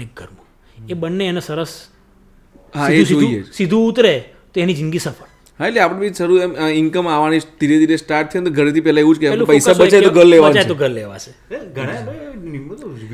એક્ઝેક્ટલી એ જ કહું છું કે પીઆર જે હવે તમે 1 કરોડ રૂપિયા કે મારા જોડે if you go to European countries or if you go to United states, તો હમણાં છેલ્લા 2, 3, 4 વર્ષમાં તો ત્યાં પણ ઇન્ફ્લેશન એટલું બધું છે કે ત્યાં પણ તમે પ્રોપર્ટી લીધી હોય તો તમે આગળ એઝ એન ઇન્વેસ્ટમેન્ટ બી તમે આગળ જ જાઓ. એ તમને રેન્ટલ તો તમારું કેવું છે કે પૈસો આપ્યો એ જતો જ રહે છે. હા એ તમારું ક્યાંય ઇન્વેસ્ટ નથી થઈ રહ્યો, તમારા સમય તમારો સાચવી આપે છે. એટલે આ તો કેવું છે જે પેલા સીએસ ને બધા હોય છે ને, સોરી એવું નથી કહેતા, પણ મતલબ જે ઇન્ફ્લુએન્સર છે એ લોકો એવું કહેતા હોય છે કે ભાઈ મારા જે મૂડીના વ્યાજમાંથી જ રેન્ટ આવે છે, પણ એવું ના હોય સાહેબ. ઘર માટે એવું ના એક્ઝેક્ટલી. હા, ઓફિસ માટે ઘણી બધી જગ્યાએ એવું લાગવું પડે અને છે. ઓફિસ આપણે એવું વિચારીને કરીએ બી છીએ, કારણ કે જેમ સે એક્ઝામ્પલ સર્વિસ ઇન્ડસ્ટ્રી છે, સર્વિસ ઇન્ડસ્ટ્રી સે આઈટી ઇન્ડસ્ટ્રી. હવે એ એમનું મૂડી શું છે કે એમને મેક્સિમમ પગારો આપવાના છે વ્હાઇટ કોલર એમ્પ્લોઈઝને, એટલે એમની પગારનો ધોરણ બહુ ઊંચા છે અને ત્યાં એમની કેપિટલ કોસ્ટ લાગ્યા કરે છે. એ જ દરમિયાન માન લો એ 1 કરોડ 2 કરોડ 3 કરોડ રૂપિયા ઓફિસ સ્પેસ ખરીદવામાં વાપરશે તો એ કેપિટલ કોસ્ટ એનું બ્લોક થઈ જાય છે, જે એના બિઝનેસમાં એને ગ્રોથ નથી આપતું. ઓર મે બી ઘણી ઇન્ડસ્ટ્રી માટે પણ ઇન્ડસ્ટ્રીવાળાને કેવું છે કે ઇન્ડસ્ટ્રીવાળા લોકો spend money in their machineries, they don't want to spend a lot of money in land. એટલે એ કેસમાં એવું કરે જમીન ભાડે લઈ લે છે, લોંગ લીઝ કરી નાખે અને ઇન્ડસ્ટ્રી ચલાવે, તો એ કેસમાં એમની કેપિટલ કોસ્ટ નથી લાગતી. That way there logic is right. પણ દરેક જગ્યાએ એ લોજિક લાગુ નથી પડતું. એટલે ઘર તો લઈ લેવું જોઈએ. કોઈ પીઆર એક્ટિવિટીમાં ફસાવો આજે લેવાતું તો કાલ ના કરતા. એટલે કોઈ પીઆર એક્ટિવિટીમાં ફસાવો નહીં, ઘર પહેલા વસાવી લો. બીજા 2-3 ક્વેશ્ચન છે જે તમે યસ નો માં પણ જવાબ આપી શકો, યા તો તમે ઓપ્શન પણ કહી શકો. લાઈક આમ rapid fire. As a builder, as a developer, તમને અમદાવાદનો કયો સૌથી વધારે એરિયા ગમે છે? રીઝન કેમ સેટેલાઇટ રીઝન સેટેલાઇટ રીઝન એક તો હું ત્યાં રહું છું હા, એ સૌથી મોટું reason છે. સૌથી મોટું રીઝન ત્યાં છે. હવે જ્યાં રહીએ છીએ ત્યાં જ ના ગમતું હોય તો પોઈન્ટ નથી. અમે as a developer major projects બધા ત્યાં ચાલુ કર્યા ને એ સેટેલાઇટમાં વધારે કર્યા. We have done lot of projects in Paldi. કર્મભૂમિ થઈ ગઈ જેવું. પાલડી વાસનામાં બી ઘણા બધા પ્રોજેક્ટ કર્યા, પણ કર્મભૂમિ જેવું તમે કહો ને તો મારું હા સેટેલાઇટ પ્રહલાદનગર વિજલપુર વાળો એરિયા છે, એમાં મેક્સિમમ પ્રોજેક્ટ્સ કર્યા છે. સારામાં સારો રિસ્પોન્સ અમને મળ્યો છે. ત્યાં જ્યાં રહું છું ત્યાં ઓવરઓલ પબ્લિક બધી વેરી કમ્ફર્ટેબલ, કામ, ઘણું બધું કોસ્મો બી ગણી શકાય એ ટાઈપનું ક્રાઉડ છે. ગુજરાતી ક્રાઉડ બી ઇનફ મળે છે. એટલે that way we are very comfortable staying in. મેં તમને કીધું ને કે આપણું અમદાવાદ બહુ જ એરિયા ઓરિએન્ટેડ છે. હું પ્રોજેક્ટ કદાચ ગાંધીનગરમાં સારામાં સારો પ્રોજેક્ટ જઈને કરીશ ને, પણ રહેવા ગાંધીનગર નહીં જાઉં. એટલે તમે કદાચ થલતેજ રહેતા હશો કે નારણપુર રહેતા હશો, તમને નારણપુરા જ ગમશે. હા, ઇમોશનલ ટચ, એક ઇમોશનલ ટચ હોય છે. It is an emotional touch. અમારાથી ગાંધીનગર નથી છૂટતું. એક્ઝેક્ટલી અમારાથી ગાંધીનગર નથી છૂટતું. તમે જ્યાં રહેશો ત્યાં જ તમને વધારે ગમશે. જે નરોડા રહેતા હશે ને એમને પણ નરોડા જ ગમશે. ગમે તેટલો ટ્રાફિક થતો હશે નિકોલમાં નરોડામાં, ત્યાં રહેવાની એમને મજા ત્યાં જ આવશે. સાહેબ, એક ટાઈમ હતો કે બેસ્ટ સારામાં સારું તો કે નરોડા જ કહેવાય. આપણને એમ લાગતું કે નરોડા નિકોલમાં 5-10 કરોડના બંગલા ત્યાં છે. અત્યારે અમેઝિંગ બંગલા બને, 10-15 બંગલા પ્રોપર્ટીઝ બને છે. અને બહુ સરસ ડેવલપ છે. ડેવલપિંગ નિકોલ નરોડા તો બહુ ભયંકર થઈ રહ્યું સરકાર આપણને એક મોટું કામ જે અમદાવાદ શહેરને આપ્યું છે ને એ રિંગ રોડ છે. રિંગ રોડ છે, બરોબર. Perfect. Ring road has done the job for us. દરેક એરિયાને કનેક્ટ કરી દીધા. પરફેક્ટ અને છે. ધીમે ધીમે જે ત્યાં ઓવરબ્રિજ ને અંડરબ્રિજ કરીને આખો સિમલેસ રિંગ રોડ થઈ રહ્યો છે. અને હજી તો બીજો બી એક્સટેન્ડેડ થઈ રહ્યો છે. એટલે નવો રિંગ રોડ આવશે ત્યારે તો આખી વેલ્યુ બદલાઈ જશે, આખી સિસ્ટમ, થોટ પ્રોસેસ બદલાઈ જશે સિટીની. પણ the ring road has really change the face of the city. હા, એટલે ઘણા કામ ગવર્મેન્ટે બહુ જ સારા કર્યા છે. એ એપ્રિશિએટ કરીએ જ છીએ. અમેઝિંગ છે, અમેઝિંગ. હવે આપણે અહીંયા થોડી ક્વોલિટી ઉપર વાત કરીએ કે કન્સ્ટ્રક્શન ક્વોલિટી.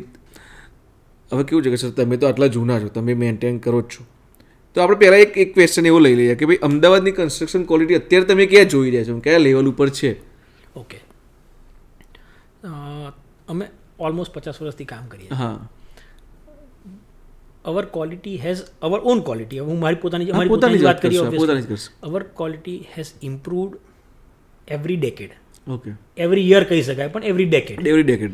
તમે if I compare the type of communities we have developed over this period of years, તો અમે જે 1990 થી 2000 ની વચ્ચે જે સોસાયટીઝ બનાવતા એ વખતે રિક્વાયરમેન્ટ એવી હતી સોસાયટી કે ભાઈ મારા ઘર જોઈએ છે, અને ઘર જ બનાવતા હતા.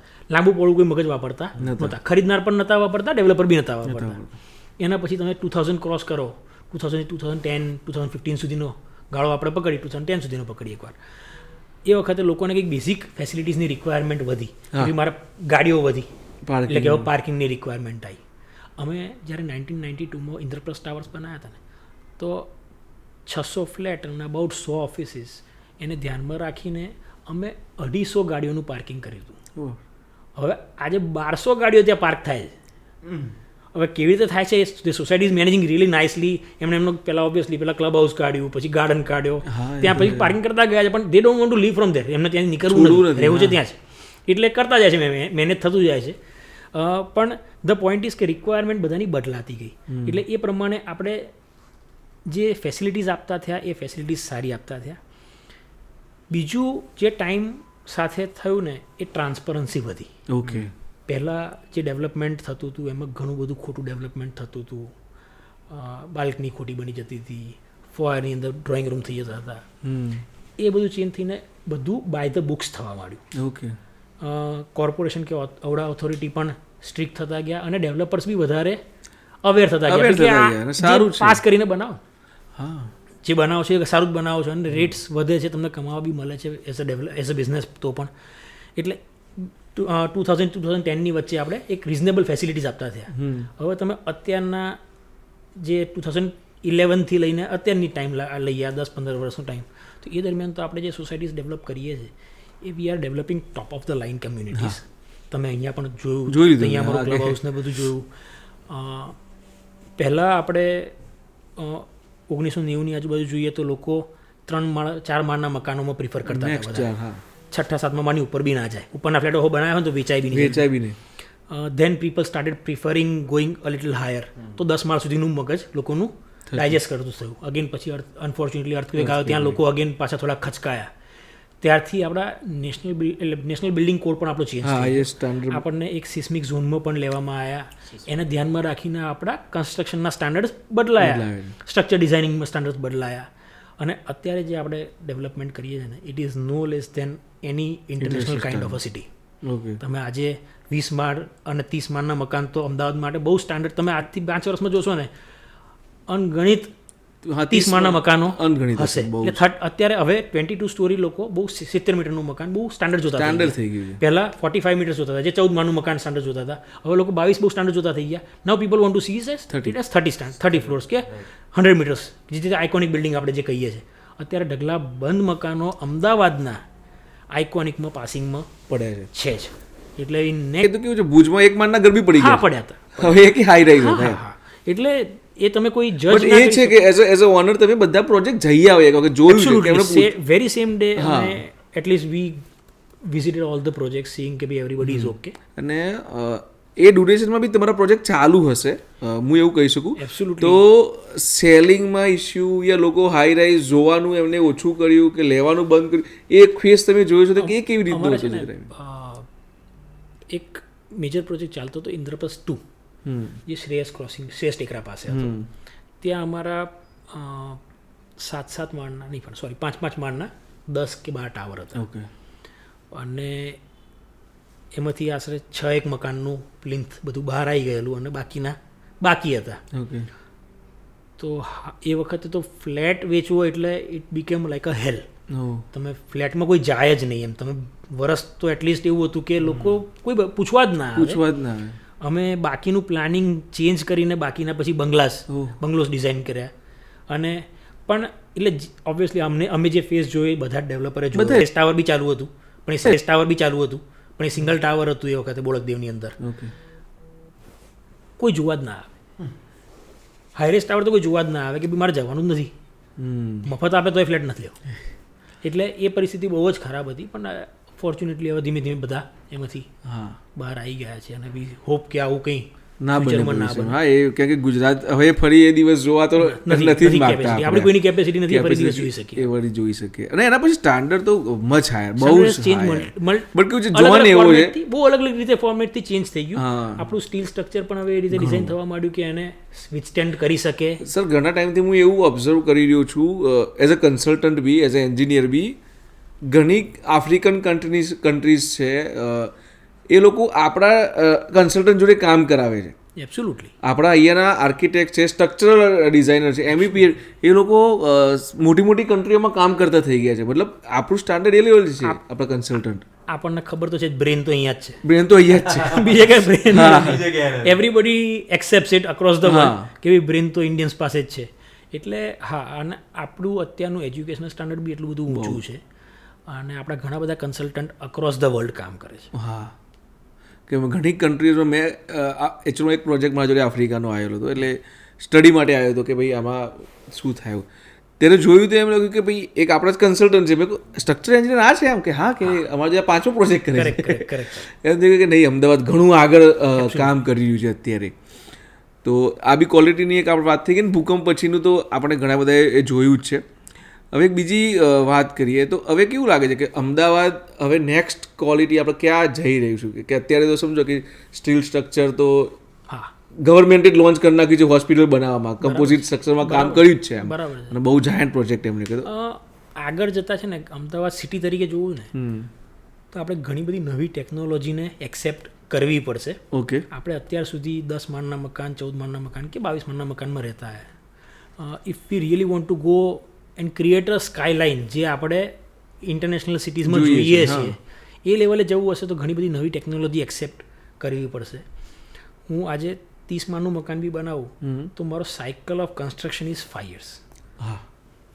હવે તમને આજે ફ્લેટ તમે મારા ત્યાં બુક કરો છો અને હું તમને કહું તમને પછી 5 વર્ષે આપીશ તો કે રહેવા દો, હું 2.5 વર્ષ પછી આવીશ. That is the point. 2 વર્ષ પછી બુક કરવા આવીશ. એકચ્યુઅલી હું પણ એવો છું કે અમે બંને બી રેડી પોઝિશન જોઈએ છે. હું જ્યારે બી કાર બી લેવા જાઉં ને, હવે તો કેવું કે નંબર પ્લેટ આવી જાય છે, એટલે એના માટે આપણે 7-1 દિવસ રાહ જોઈએ. બરાબર છે. પણ અમારાથી રહેવાય જ નહીં. પૈસા આપે છે તો અમે ઘર આવો. That is the point. એટલે હવે એ સાયકલ તમારે કટ શોર્ટ કરવી હશે તો we have to create something કે ભાઈ વી એક્સેપ્ટ કાઇન્ડ ઓફ ટેકનોલોજીસ કે જેમાં તમે ફાસ્ટ કન્સ્ટ્રક્શન કરી શકો. અને એમાં આપણે માયવાન ટેકનોલોજી જેવી ટેકનોલોજી વાપરીએ જ છે અત્યારે 90% gift વાપરતા માયવાન થઈ થઈ ગયા. ગયું. આપણે પ્રીકાસ્ટ ને પ્રીફેબ બી વાપરતા થઈ ગયા છે. અને પ્રીકાસ્ટ પ્રીફેબમાં તો આપણા અમદાવાદમાં ઘણા બધા બિલ્ડિંગો બન્યા અને you can actually study the timeline that they have કર્ટેલ down Reduce થઈ કે ગઈ છે. તમે હું જે કન્વેન્શનલ મેથડથી 45 મીટર્સનું મકાન બનાવું છું જેના મને 2.5 થી 3 વર્ષ લાગે છે, એ જ વસ્તુ હું અપ્રોક્સિમેટલી 15 મહિનાની અંદર થી 18 મહિનાની અંદર I can finish the whole building considering if I use Precast. Precast or prefab. કેમ કે પ્રીકાસ્ટમાં એક અમદાવાદનો સારો એવો પ્રોજેક્ટ છે, આપણે નામ નથી દેતા, બટ પ્રીકાસ્ટમાં જ એમનું કામ ચાલી રહ્યું છે. અને જ્યારે એમ લાગે ને આપણે એક મહિનામાં બી નીકળે 2-3 સ્લેબ ઉપર ને ભરાઈ ગયું. કેટલું ફાસ્ટ ચાલી રહ્યું છે એમ. એટલે that is the beauty of it. તો તમે ટેકનોલોજી નવી એક્સેપ્ટ કેમ કે કરશો. સ્પીડ તો લાવવી પડશે. ખાલી પોઈન્ટ એ છે કે અમદાવાદે એનો જે ખર્ચો વધે છે એના એ કારણે એક્સેપ્ટ કરવો એ પણ એક્સેપ્ટ કરવો પડશે. હજી આપણે ત્યાં કન્વેન્શનલ મેથડ એટલા માટે ચાલે છે કે રેટ્સ એટલા બધા હાઈક થતા નથી થતા. નથી. તમે ગુજરાતના સિટીઝ કમ્પેર કરો ને, રાજકોટ, વડોદરા, સુરત, એ ત્રણેય સિટી કરતાં આપણે સસ્તા છે. હા, એટલે વી આર એક્સપેક્ટિંગ કે સમ ડે અમદાવાદમાં એવી હાઈક આવશે કે આ બધા સિટી કરતાં આગળ અપ જશે જતું રહેશે. અને દેખાઈ જ અને રહ્યું છે. આવે જ કારણ કે સિટી ઓબ્વિયસલી અમદાવાદ બાકીના 3 સિટીઝ કરતાં મોટું જ છે મોટું બી છે. અને ફાસ્ટ ગ્રોઈંગ છે, બધું જ છે. હવે બહુ જ માર્કેટમાં આપણે એક હમણાં તો કેવું છે કે દરેક ત્રીજા દિવસે પેપરમાં આવે છે ગિફ્ટ આ ગિફ્ટ આ ગિફ્ટ આ ગિફ્ટ એમ. તો તમારો વિઝન અને તમારું કોમેન્ટ લઈએ કે ગિફ્ટ સિટી પર તમારું શું કહેવું થાય છે? ગિફ્ટ સિટી મેં ઘણા ટાઈમથી ફોલો કર્યું છે. અનફોર્ચ્યુનેટલી અમને કોઈ પ્રોજેક્ટ કરવાનો ચાન્સ મળ્યો નથી ત્યાં, પણ તો પ્રયત્ન કરી રહ્યા છીએ. કરી રહ્યા છીએ. ધ પોઈન્ટ ઇઝ કે એમાં ગિફ્ટ ઓથોરિટીએ અને સરકારે બહુ જ મહેનત કરી છે એ ડેવલપ કરવા માટે. અમે સૌથી પહેલાં ક્રેડાઈ જ્યારે ગિફ્ટ લોન્ચ થયું ને ત્યારે હું ક્રેડાઈ અમદાવાદમાં યુથ વિંગ હેન્ડલ કરતો હતો. એ વખતે અમે લોકો ક્રેડાઈ યુથ વિંગમાંથી ગિફ્ટ સિટી જોવા ગયા હતા. એ વખતે ઓલ દે હેડ ઇઝ જે પહેલાં 2 બિલ્ડિંગ ગિફ્ટ 1 ને 2 બનાવ્યું હતું. આઈ થિંક એ વખતે તમને ખાલી ગિફ્ટ 1 જ બનેલું હતું અને રોડ ઇન્ફ્રાસ્ટ્રક્ચર હતું. એમણે જે પેલી સર્વિસીસ માટેની ટનલ બનાવી હતી એ ટનલ હતી. એટલે એ ટનલ જોઈને વી વર સો મેસ્મરાઇઝડ કે ભાઈ દે હેવ સચ અ ક્લિયર વિઝન કે મારે બધી જ સર્વિસીસ અહીંયાથી લઈ જવાની છે અને કઈ સર્વિસીસ લઈ જવાની છે એ બધું જ એ દિવસે from day one very clear કે ભાઈ આવી રીતે જ કામ આ ગિફ્ટ સિટીની અંદર થશે અને they have stuck to it. આજ સુધી બી આજે એ રીતે જ કામ કરે છે. બીજું, એને લાઈવ કરવા માટે સરકારે ઘણા એન્કર પ્લેયર્સને લાયા, મહેનત કરી હશે, એટલે બધી રીતે મહેનત થઈ હશે. Sobha is there, Prestige is there. એ જોતા SBI LICનું ટાવર છે આખું.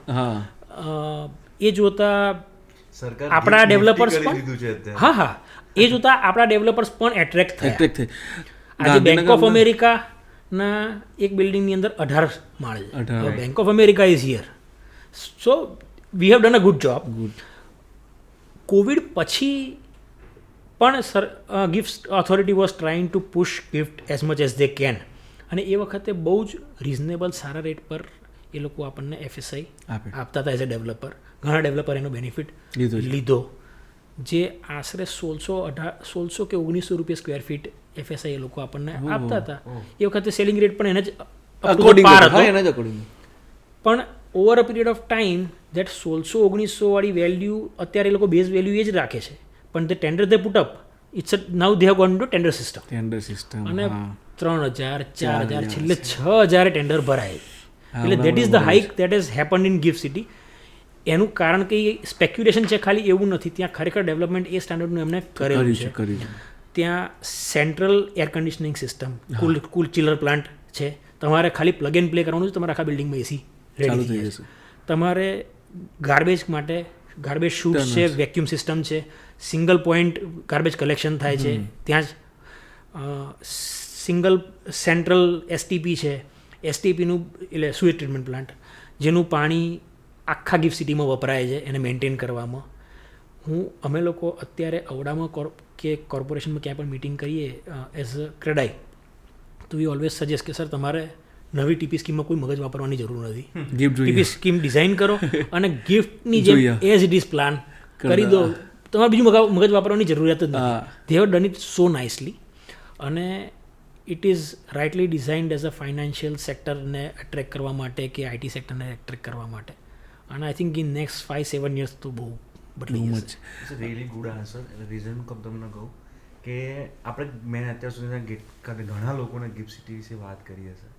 હું જ્યારે બી આન્સર માગું ને મને એવા જ મળે કે ભાઈ 5 વર્ષમાં આટલું થઈ જાય બેઝ બી નથી There is a reason behind it. There is a reason. એટલે રીઝન કેવું બહુ જરૂરી છે. આમાં કેવું છે બધું હાઈક તો છે જ પણ પાછળ રીઝન કેવું બી જરૂરી છે. સિસ્ટમ છે બધું છે તમે બહુ જ નાઇસલી સમજાય. અમને સૌથી સારું પ્રાઉડ ફીલ ક્યારે થાય છે કે જ્યારે બી અમે ગિફ્ટમાં જતા અમે બી કામ કરીએ તો ગિફ્ટના પ્રાઉડ ક્યારે થાય છે કે એક બાજુ બિલ્ડિંગ ઊભી છે સોપાની જે ઇન્ટરનેશનલ પ્લેયર છે, એવા ને એવા 2-3 પ્લેયર ઇન્ટરનેશનલ પ્લેયર, ત્યાં જ આપણે ગાંધીનગરનો પ્લેયર બી એમના જોડે ઊભો છે એ સ્કેલનો, ત્યાં જ અમદાવાદનો પ્લેયર ઊભો છે. અને આપણને એમ થાય છે કે નહીં આપણે અને સારું ઘણી વખતે એમના કરતાં સેલિંગ આપણે સારું કરી રહ્યા છીએ. તમે આવતા 5-7 વર્ષમાં જોશો કે 10 વર્ષમાં જોશો ને તો અમદાવાદના ઘણા પ્લેયર હશે જે out of Ahmedabad rather out of Gujarat કામ કરતા હશે. આપણા ઘણા બધા ડેવલપર્સ મુંબઈમાં કામ કરે છે, બેંગ્લોરમાં પણ કામ કરે છે, પુણેમાં પણ કામ કરે છે. મે બી આપણને કદાચ એટલું જોયું નથી ખબર, તમને મને જજમેન્ટ નથી, પણ તમે એકવાર વિઝિટ કરશો આ 3 સિટી તો તમને યુ વિલ. અને હવે સર ઊંધું થઈ રહ્યું છે, બહારના પ્લેયર ગુજરાતમાં આવી રહ્યા છે. એ બહુ મોટા પ્લેયર જોડે અમે નજદીકમાં કામ કરવાના છીએ. People C Ahmedabad as the destination. Across the world people want to see Ahmedabad. આ રીતના જ છે કે એક નેશનલ પ્લેયર છે આપણા જોડે બહુ ઓલિમ્પિકની વાત, તમે ઓલિમ્પિકની વાત ક્યારે આવશે યાર? ઓલિમ્પિક મતલબ વિચારવા માટે બહુ મોટી વાત છે. going to come, everybody is seeing the city. થવું ના થવું અલગ વસ્તુ છે, પણ એના માટે દોડી તો રહ્યા છે, એની માટે દોડી રહ્યા છે, એની માટેનું ગ્રાઉન્ડ વર્ક થાય છે. પોઈન્ટ ઇઝ કે ગ્રાઉન્ડ વર્ક થાય છે. ઇન્ફ્રાસ્ટ્રક્ચર માટે તો આપણે તૈયાર જ છીએ એના મેં માટે. તો એવું સાંભળ્યું છે કે જ્યારે બી દુબઈની વાત આવે ને તો દુબઈમાં આપણા લોકો ત્યાં ઇન્વેસ્ટ કરતા હોય, પણ મેં એવું બી સાંભળ્યું છે કે દુબઈના લોકો અહીંયા ઇન્વેસ્ટ કરે છે. ગિફ્ટમાં બહુ કરે છે. રાઈટ, અને એ સાચી વાત છે, ખોટી બી વાત નથી કે લોકો અહીંયા ઇન્વેસ્ટ કરે છે. કરેક્ટ. એટલે બહુ જ ગિફ્ટને જોઈને તો આપણને બહુ પ્રાઉડ થાય છે. તમે નહીં માનો સર, આ ટેન્ડરિંગમાં હયાત આવી રહી છે ત્યાં ગિફ્ટ, બરાબર છે, હયાત આવે છે. એનું ટેન્ડર એક ગાંધીનગરના ડેવલપરે ભર્યું છે. ભર્યું. એમના જોડે એમને લાગ્યું છે, તમે સમજો, મતલબ આપણે એમને તો બીટ કરી જ રહ્યા છીએ અને લોકો, એ જ હયાત લાવશે. એ જ હયાત લાવશે. કરેક્ટ. મતલબ એ બહુ પ્રાઉડ મોમેન્ટ છે આપણા બધા માટે. આપણે અહીંયા અત્યારે કોમ્પિટિશન તો નથી, પણ આપણા માટે પ્રાઉડ મોમેન્ટ છે. ગિફ્ટની વાત થાય, ગિફ્ટ એટલે વાઇબ્રન્ટ 8-9માં જ્યારે વાઇબ્રન્ટ થયું ગુજરાતનું, એટલે એક ડ્રીમ પ્રોજેક્ટ તરીકે એને લોન્ચ કરવામાં આવ્યો હતો. જોડે ને જોડે એક બીજો પ્રોજેક્ટ હતો ધોલેરા. બરાબર. અને એમ કહે કે 90% ઇન્વેસ્ટમેન્ટ જે ગવર્મેન્ટે લીધું હતું, જે બિગ ફિગર્સ, એ ધોલેરા અને ગિફ્ટનું જ હતું. બરાબર. તો ગિફ્ટ તો ઓલરેડી એનું કામ બહુ સારું કર્યું છે. ગિફ્ટ ઇઝ સેલ્ફ સસ્ટેનિંગ ના. હવે એને તમારે પુશ કરવાની જરૂર હવે નથી. બીજી સેમ પ્રોડક્ટ છે ધોલેરા, તો એના પર બી વાત કરીએ સર આપણે. Dholera is slightly different. Okay. Gift was planned as for the financial sector કે સર્વિસ સેક્ટર માટે. ધોલેરા તમે સિટી તરીકે જુઓ છો, હા, સ્માર્ટ સિટી કહે છે એને, અડીને એરપોર્ટ બી એ સરકાર બનાવે છે, ઇન્ટરનેશનલ એરપોર્ટ ડાયરેક્ટ. અહીંયાથી એક્સપ્રેસ વે પણ બને છે, which is already in process. આપણે બની જ રહ્યું છે અને ફૂલ ફ્લેજ બની રહ્યું છે, એવું નથી કે ધીમે ધીમે ગાડી ચાલે છે. તમે ત્યાં ધોલેરા જશો તો ધોલેરામાં રોડ નેટવર્ક અને બાકીનું ઇન્ફ્રાસ્ટ્રક્ચર ગવર્મેન્ટે ઘણું બધું ડેવલપ ઘણું કર્યું. કરી નાખે. I would say all now what government needs to do is bring 2-3 anchor players. Example તમારું 6,000 એકરની એક્ઝામ્પલ આખું આ gift Dholera city plan SIR plan કરતા હોય તો એમાં 1,000 એકર, 1,500 એકર, 2,000 એકર તમે એકવાર મોટા પ્લેયરને સસ્તી બી આપી દેશો, મોટા પ્લેયર તો જ એટ્રેક્ટ થશે. તો જ થશે. એવા મોટા પ્લેયરને તમે લાવશો એઝ એન ઇન્ડસ્ટ્રી ડેવલપ કરવા માટે. I think Vedanta was the one. હા, વેદાંતા વોઝ કમિંગ. હા, એટલે એ પછી where it is we don't know માટે છે. પણ હવે ટાટા પાવર ઇઝ, તો તમે 2,000, 3,000, 5,000 જોબ્સ ક્રિએટ કરશો ત્યાં આગળ, તો એ લોકો માટે હાઉસિંગની રિક્વાયરમેન્ટ ક્રિએટ થશે. એ હાઉસિંગની રિક્વાયરમેન્ટ ક્રિએટ થશે તો સ્કૂલિંગની રિક્વાયરમેન્ટ ક્રિએટ થશે, સ્કૂલિંગની રિક્વાયરમેન્ટ ક્રિએટ થશે, શોપિંગની રિક્વાયરમેન્ટ ક્રિએટ થશે. All of this goes hand in hand. એવું નથી કે કાલે હું 4 ફેક્ટરી ત્યાં નાખી દીધું એટલે ચાલુ થઈ જાય. ના થાય. આ બધું જ એક પછી એક ચાલુ થશે અને પેરેલલ ચાલ્યા કરશે.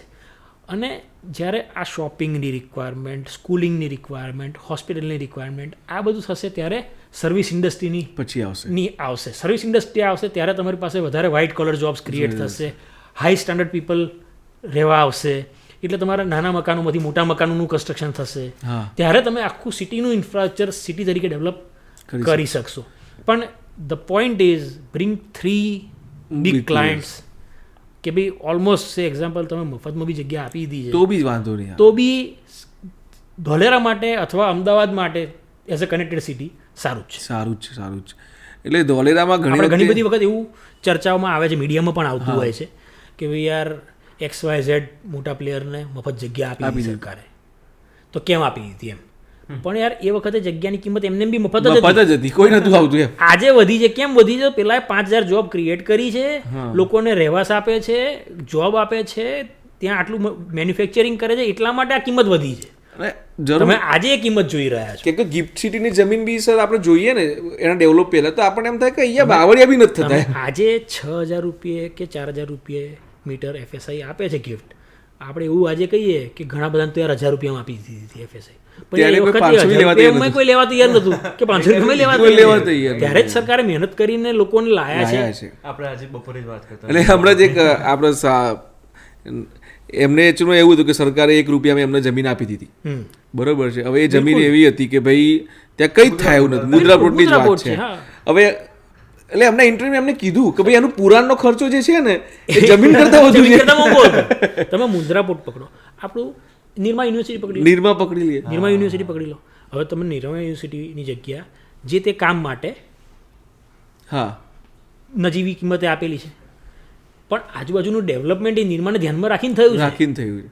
સાચી તો વાત છે. તમે ડોલર મુદ્રાપોટમાં આજે બી જમીનની એવું જ કિંમત કેમ Landmark વધી? right now. તમે મુદ્રાપોટની આજુબાજુની જમીનની કિંમત કેમ વધી છે આજે? મુદ્રાપોટ છે છે તો એટલે ત્યાં વધી. ઇન્ફ્રાસ્ટ્રક્ચર છે એટલે બધી છે. ધોલેરા બી એવું છે કે ધોલેરા જમીન આમ કોઈ જ લેવલે નથી એ વસ્તુ. એ તો સાવ ખારો પટ છે. ખારો પડ છે આમ, ત્યાં કઈ ઉગતું બી નથી એવું છે. જે તમે કશું કોઈકને સસ્તી જગ્યા આપશો, કંઈક ડેવલપમેન્ટ અમે એવું જોઈએ કે એ ફ્યુચર છે ને એઝ અ ગુજરાતીઓ કરતા દિલ્હીના લોકો, નોઈડા લોકો બહુ વધુ સમજી રહ્યા છે. અને એ લોકોનું બહારના ઇન્વેસ્ટમેન્ટ બહુ આવે છે. બહુ છે. કેમ કે અમને છે ને નોઈડા, ગ્રેટર નોઈડા, ગોલગાંવ જોયું છે. they have seen it કે ભાઈ નોઈડા હા. કેવું હતું ને આજે નોઈડા શું છે, અથવા ગુરગાંવ શું હતું ને ગુરગાંવ શું છે. એટલે ઘણી વખતે અમને લોકો કે યાર કે સનમ ધોલેરા તો સ્લો છે, સ્લો છે. પછી મારે કહેવું પડે કે ભાઈ સ્લો સિટી બની રહી છે, ગામ નથી બની રહ્યું કોઈ. ધોલેરા છે ને, તમને ગિફ્ટ કેવું લાગતું હતું? હા, કેટલા બધા વર્ષો સુધી એ ગિફ્ટ 1 ને 2 બે Best ટાવર ઉભા tower હતા. હતા. કોઈ જલ્દી આવતા નહોતા. નહોતા. પછી સરકારની એફર્ટ ગણો તો સરકાર ઓથોરિટીની એફર્ટ ગણો, ઓથોરિટીની effort, it always goes slowly. It doesn't happen overnight. આ કંઈ તમારું એવું નથી કે અને ભાઈ actually- કાલ સવાર બદલાઈ જશે સીન. અને એ બી છે ને કે સર એ સેન્ટ્રલાઇઝ ઓપરેટ છે. ગુજરાત ગવર્મેન્ટનું એમાં કોઈ ઇન્ટરફેર નથી એમ. બરાબર છે, બરાબર છે. ત્યાં બી સરકાર 1-2 વખત ચેન્જ થઈ ગઈ છે, ત્યારે બી સ્લો થઈ ગયું. ત્યારે slow. એટલે એ તો એવું તો થોડું એ પોલિટિકલ ગ્લિચીસ બી આવવાના જ છે નાના મોટા. તો એટલે ક્યારે બી મતલબ જે આવશે. આજે નહીં તો smoothness કાલે લીધે આવવાના થોડું સ્લો થઈ જાય એમ. એવું નથી કે બંધ ગયું, સ્લો થયું ખાલી. સ્ટેબલ સરકારનો એક ફાયદો ફાયદો છે. સ્ટેબલ The job સરકાર has બહુ been ફાયદો done a lot. થોડીક પુશ કરવાની જરૂરિયાત છે. જરૂર છે. એ બી ઓર થઈ મેબી જશે. કદાચ સરકારના દેખાઈ રહ્યા છે પ્લાનમાં ઓલરેડી હોય, ખાલી they are waiting for this kind of જે રોડ ઇન્ફ્રાસ્ટ્રક્ચરને બધું ડેવલપ કરે પછી એ પુશ કરવાનો પ્રયત્ન કરતા હોય. હા, એ બી 100% છે. તો ધોલેરા બી ઇન્વેસ્ટમેન્ટ ને યુઝ માટે બહુ સારી હા, એટલે ઇન્વેસ્ટમેન્ટ એટલે અત્યારે કરી developer બી શકાય. આજે ઇન્વેસ્ટમેન્ટ માટે અત્યારે સારું ઇન્વેસ્ટ કરી future શકાય એવું development છે કરી કે શકશો. એમાં ફ્યુચર બહુ સારું છે. આ બંને જે અત્યારે એક, એમ કે અમદાવાદ, ગાંધીનગર નજીકના સૌથી મોટા, ગુજરાતના સૌથી મોટા પ્રોજેક્ટ રનિંગ થઈ રહ્યા છે. એના લીધે શું થઈ રહ્યું છે, કોમ્પિટિશન આપણા જોડે આવી રહ્યું છે કે ત્યાં એવા ક્વોલિટીમાં કામ થઈ રહ્યું છે કે આપણા માટે કમ્પલસરી થઈ ગયું છે કે એ કામ સારું કરવું, બનાવો. સારું બનાવો. બરાબર. તો એ છે તો નેક્સ્ટ એક્શન કે એઝ અ ડેવલપર બી હવે અહીંયા આપણે ગાંધીનગર, અમદાવાદના જે છે ડેવલપર, એમને બી શું ઇમ્પ્રૂવ કરવાની જરૂર છે એમ. ઇમ્પ્રૂવ કરવા માટે છે ને ડેવલપરે પોતાની જાતને સાચું બોલવાની જરૂર છે. ઓકે. હું કોઈ પણ પ્રોજેક્ટ પ્લાન કરું છું કે કંઈ બી પ્લાન કરું છું તો હું એ પ્રોજેક્ટ કેમ કરું છું, that is the purpose is more important. Am I trying to give something good to the society? Am I trying to change the landscape of the city? કે હું સિમ્પલી બિઝનેસ કરીને એમાંથી બહાર નીકળવા માગું છું? ઓકે. જ્યારે ધ આન્સર કમ્સ કે ભાઈ હું ખાલી સિમ્પલી 100 રોક્યા 125 કમાઈને હું અહીંયાથી બહાર નીકળી ગયો, દેન ડોન્ટ ડુ ઇટ. ડેવલપરે પોતાની જાત જોડે ઓનેસ્ટ થવાની જરૂર છે કે ભાઈ ના, મારે સારું ડેવલપમેન્ટ કરવું છે, સારી સોસાયટી ડેવલપ કરીને મેમ્બર્સને આપવી છે અને સિટીના લેન્ડસ્કેપમાં મારે ભાગ ભજવવો છે. ઇફ ધેટ હેપન્સ તો તમારું બાકીનું બધું જ જાતે જ આવી જશે. મેમ્બર્સને સારા ઘર મળશે. તમારે જ્યારે આ એથિકલ થોટ ક્રિએટ થયેલો હશે તમારા મગજમાં તો તમે સારા પેપરવર્ક સાથેની પ્રોપર્ટી આપશો, સારું ડેવલપમેન્ટ કરશો, સિટીના ગ્રોથમાં હેલ્પફુલ થશો. ક્વોલિટી સુધારવા માટે તમારે આટલું જ કરવાનું છે, મારે સારું બનાવવું છે. મારા દાદી છે ને પપ્પાને એવું કહેતા હતા કે ભાઈ તમે કોઈકનું ઘર બનાવી રહ્યા છો એટલું ધ્યાનમાં રાખજો. હા, તમે ધંધો કરો છો એવું મગજમાં ના રાખતા. બાકી બધું મારે તમને કંઈ શીખવાડવાની જરૂર નથી. When my father was very young, એ ટાઈમે જે સલાહ આપી હોય પેરેન્ટ્સે, આ સલાહ હતી, એ જ સલાહ અમને મારા પેરેન્ટ્સે આપી છે. એટલે quality will come by itself. પછી અમે આ જ વસ્તુ અમારા એન્જિનિયરને કહીએ છીએ કે ભાઈ તમે જ્યારે સુપરવાઇઝ કરો છો ત્યારે એટલું ફોકસ કરો કે તમે તમારું પોતાનું ઘર બનાવો તો જે કામ તમે કરાવો છો એ ચાલે કે ના ચાલે. હા, ઇફ ધ આન્સર કમ કે ના ચાલે તો એ નહીં ચાલે. ત્યાં તમારે ક્વોલિટીમાં બીજું મગજ એપ્લાય કરવાની જરૂર નથી. તમારે ટેકનિકલ નોલેજની બી ક્યાંય જરૂરિયાત નથી આવતી. Only need is the focus કે ભાઈ મારે સારું આપવું છે, તો તમારી ક્વોલિટી ઓટોમેટિકલી આવશે. થોડીક આપણા ડેવલપર્સે મેં પહેલાં બી કીધું એ રીતે નવી ટેકનોલોજી એક્સેપ્ટ કરવી પડશે to grow as a city. Special સ્ટાન્ડર્ડના પ્રોજેક્ટ્સ બનાવવા માટે થોડીક ઓથોરિટીએ પણ આપણને હેલ્પ કરવી પડશે. થોડા નિયમોમાં પણ છૂટછાટ આપવી પડશે. આપણે ફેન્સી બિલ્ડિંગ્સ જે દુબઈમાં જોઈએ કે ન્યુયોર્કમાં જોઈએ કે ક્યાંક કેલિફોર્નિયામાં જોઈએ, એ ફેન્સી બિલ્ડિંગ્સ આપણે અહીંયા ડિઝાઇન કરવા હોય ને આપણને બે વસ્તુ નડે છે. એક આપણા નિયમો, કારણ કે આપણા નિયમો બહુ જ બાય ધ બુક્સ છે.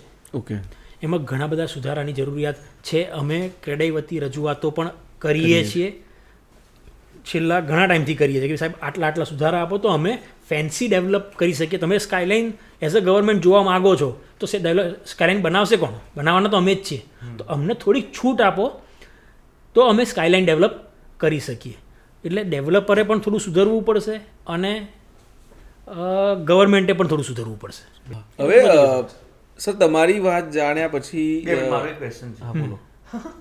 હા હોય તો બોલો એમ. હા, બોલો રહી ના જાય. ના, એમાં એવું છે કે મને મારા માઇન્ડમાં બહુ ટાઈમથી એવો ક્વેશ્ચન ચાલે છે કે મારી દ્રષ્ટિથી મને એવું લાગે છે કે અમદાવાદનું market, real estate market unorganised છે. તમારા મતે શું છે?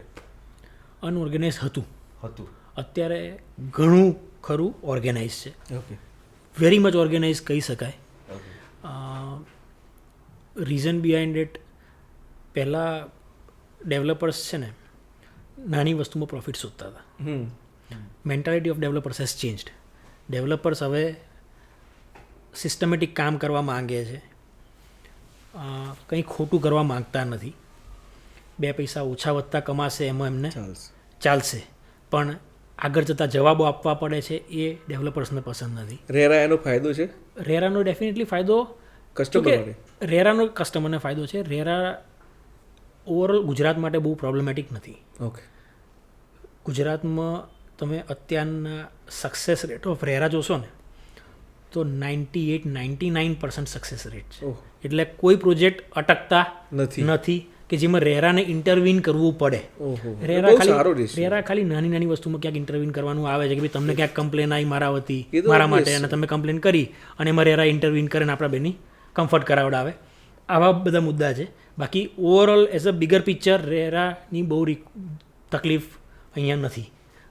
ગુજરાતના ડેવલપર્સ એમને પણ ઘણા બધા ઓર્ગેનાઇઝ એટલે એના પરથી આપણે આઈડિયા બહુ સારું. યસ, અને ઓથોરિટી પણ સ્ટ્રિક્ટ છે, સિસ્ટમેટિક પણ છે.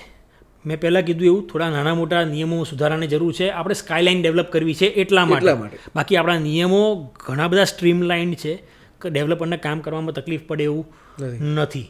એટલે we are very much organised part of the industry. હવે મને એક વિચાર આવ્યો, એટલે આટલી બધી કન્વર્સેશન થઈ ને એટલે આપણી એક એવી ઓથોરિટી છે જે ગવર્મેન્ટની ઓથોરિટી છે કે એ લોકો ડિસિઝન કંઈક લે છે. એક એવી ઓથોરિટી છે કે જે લોકો ક્રેડાઈ છે, પછી લોકલ એસોસિએશન છે, બધા પોતપોતાના છે.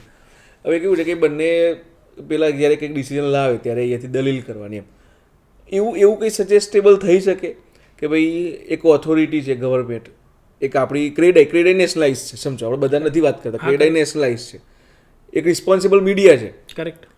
આવી 3-4 કમ્યુનિટી ભેગી થઈને એક ટીમ બની શકે કે જે આના ઉપર કંઈક વાત થાય તો શું આ એક આઈડિયા છે, થવું ના તો એ પિક્ચર અલગ છે, આપણે આઈડિયા ક્લોઝ કરી શકીએ તો શું લાગે છે? અમે ઓલરેડી આ ડિરેક્શનમાં એક એફર્ટ કરેલી છે. ઓકે. રેરામાં અમે એક એવી અરજી કરી હતી, રાધર કરેલી છે, અને ઇટ્સ ઇન પ્રોસેસ કે એ લોકો બી વિચારણામાં છે કે એક રિડ્રેસલ ફોરમ બનાવીએ. ઓકે. કે ફોર એક્ઝામ્પલ કોઈ કસ્ટમરને તકલીફ પડે છે તો સીધા રેરા ઓથોરિટી પાસે જાય એ પહેલાં એક રિડ્રેસલ ફોરમ બનેલું હોય ક્રેડાઈમાં, હા, જે ક્રેડાઈના 5 વડીલ મેમ્બર કહીએ કે ઓર્ગેનાઇઝ મેમ્બર્સ કહીએ જે ન્યુટ્રલ રહીને કોલ આપી શકે, તો રેરા ઉપર એટલો લોડ ઘટી જાય, ડેવલપરને પણ કમ્ફર્ટ આવે કે ભાઈ હું પણ મારી કમ્યુનિટીમાં બેઠો છું, અને કસ્ટમરને બી ડિસ્કમ્ફર્ટ ના આવે કે મેમ્બરને બી ડિસ્કમ્ફર્ટ ના આવે. એવી રીતે એક રિડ્રેસલ ફોરમ બનાવવાની અમારી પ્રયત્ન ઓલરેડી ચાલે છે કે જેથી આપણે અને ગવર્મેન્ટ સાથે રહીને કામ કરી શકીએ. અને પછી જો એ રિડ્રેસલ ફોરમથી કામ નથી થતું તો પછી ઉપર રેરા ઓથોરિટી પર જઈ શકાય છે. એ તો છે.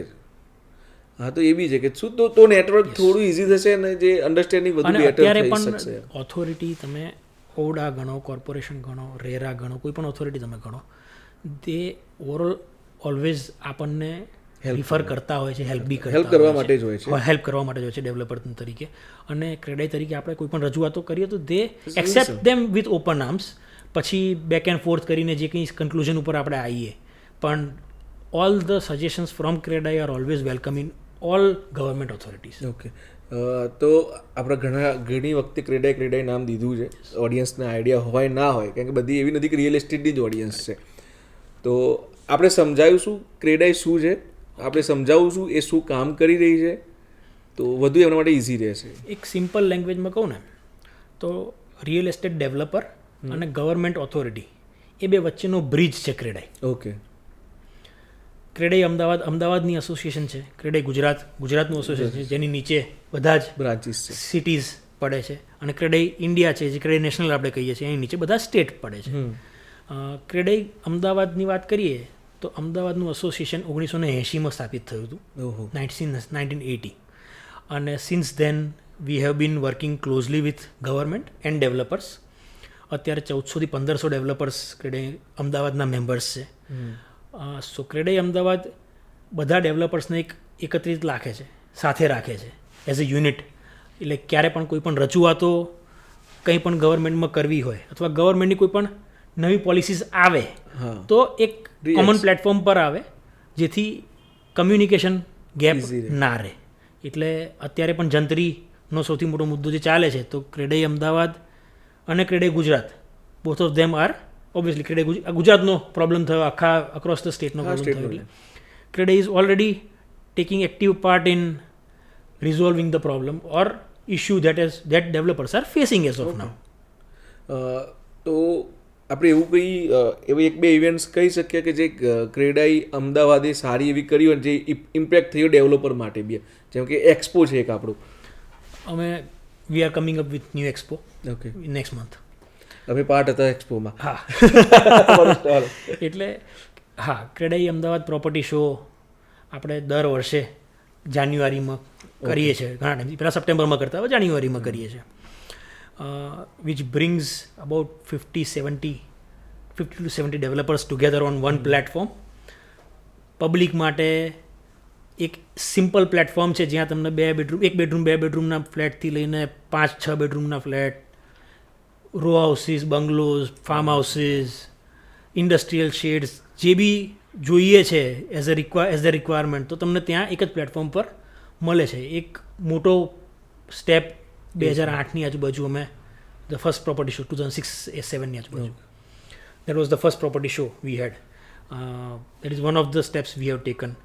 પાસ્ટમાં પણ જ્યારે જંત્રીમાં વધારા આવ્યા ત્યારે પણ એઝ અ કમ્યુનિટી અમે ઘણી રજૂઆતો ક્રેડાઈ તરફથી કરી છે, અને ઘણા પોઝિટિવ રિસ્પોન્સ ગવર્મેન્ટ તરફથી મળ્યા પણ છે.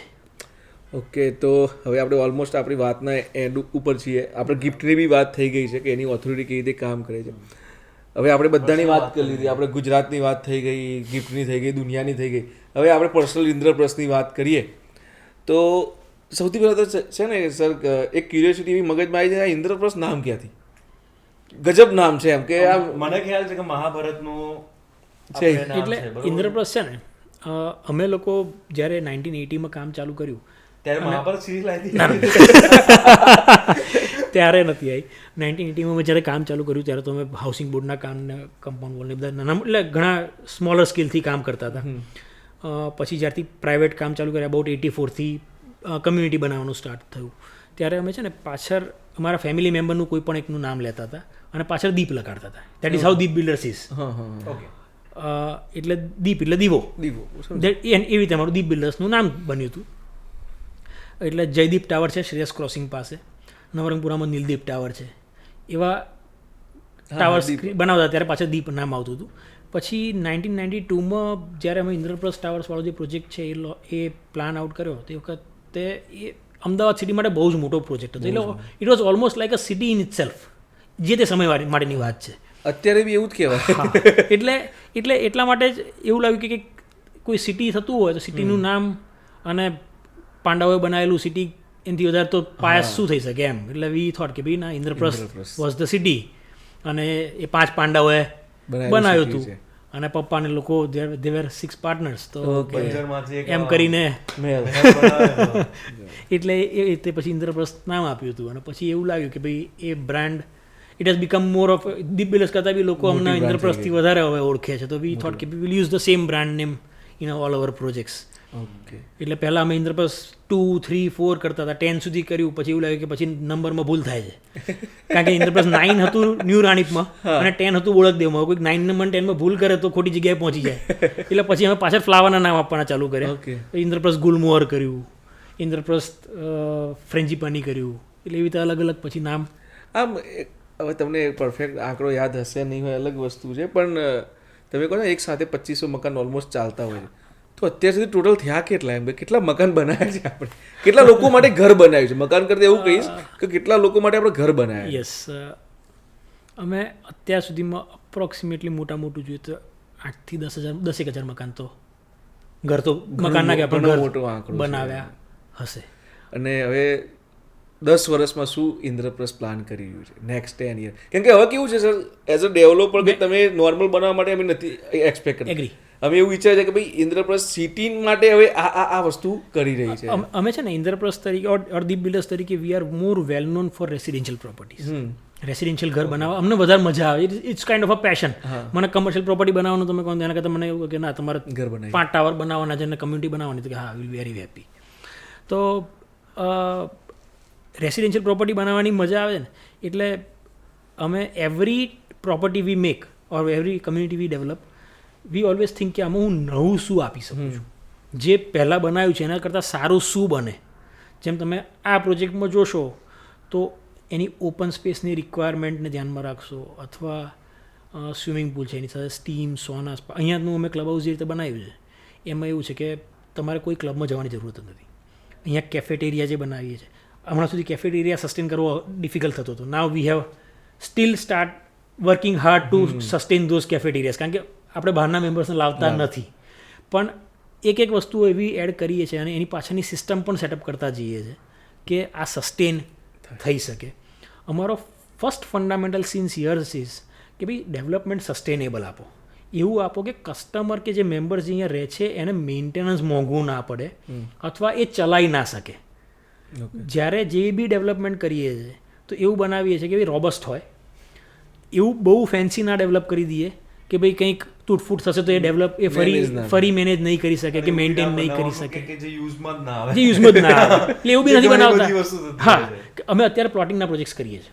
Okay, we did 1 plotting project in 1993-94. પછી અમે પ્લોટિંગના પ્રોજેક્ટ્સ નથી કર્યા.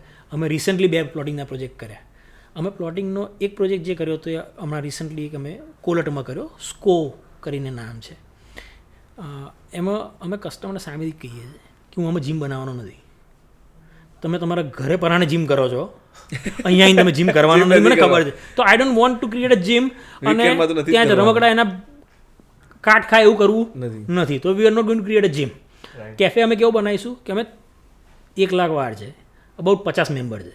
50 મેમ્બરથી દર વીકેન્ડ પર કેટલા 5 મેમ્બર આવશે, 6 મેમ્બર આવશે. તો I don't want to create that kind of a cafe કે ભાઈ કેફેવાળો બિચારો પોતે બી સસ્ટેન ના કરી શકે.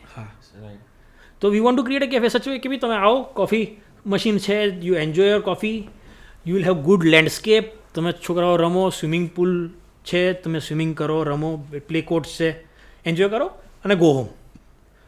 એટલું નજીક છે કે ભાઈ હું તમારા માટે રૂમ બનાવીશ, તમે રૂમમાં રહેવા નથી આવવાના, તમે સીધા ઘરે જ જવાનું પાછું, તો હું રૂમ પણ બનાવવાનો નથી. એટલે વી ટ્રાય ટુ ક્રિએટ સચ કાઇન્ડ ઓફ અ ડેવલપમેન્ટ કે ભાઈ સસ્ટેન થઈ શકે, જે કસ્ટમર સસ્ટેન કરી શકે. હું ત્યાં આગળ વિચ ઇઝ નવા રિંગ રોડની અંદરનો એરિયા છે, એટલે it is not that far, અને ત્યાં હું તમને 5 કોટેજીસ બનાવીને આપું કે મેમ્બર્સ આવશે અને રહેશે, તો આઈ થિંક એ કોટેજમાં કોઈ રહેવાનું જ નથી, તો એ ઉધે જ ખાશે. સાચી વાત છે. ઘણી વખત એવા હું મારી પર્સનલ સોસાયટીની વાત કરું, જીમ ક્રિએટ છે, બધું છે, કોઈ કોણ કરશે હવે અહીંયા અમે 3 બેડરૂમ 4 બેડરૂમના અપાર્ટમેન્ટ છે, ત્યાં અમે સ્વિમિંગ પુલ બનાવીએ છીએ. હું 2 બેડરૂમના યુનિટ્સ હશે ત્યાં સ્વિમિંગ પુલ નહીં બનાવું.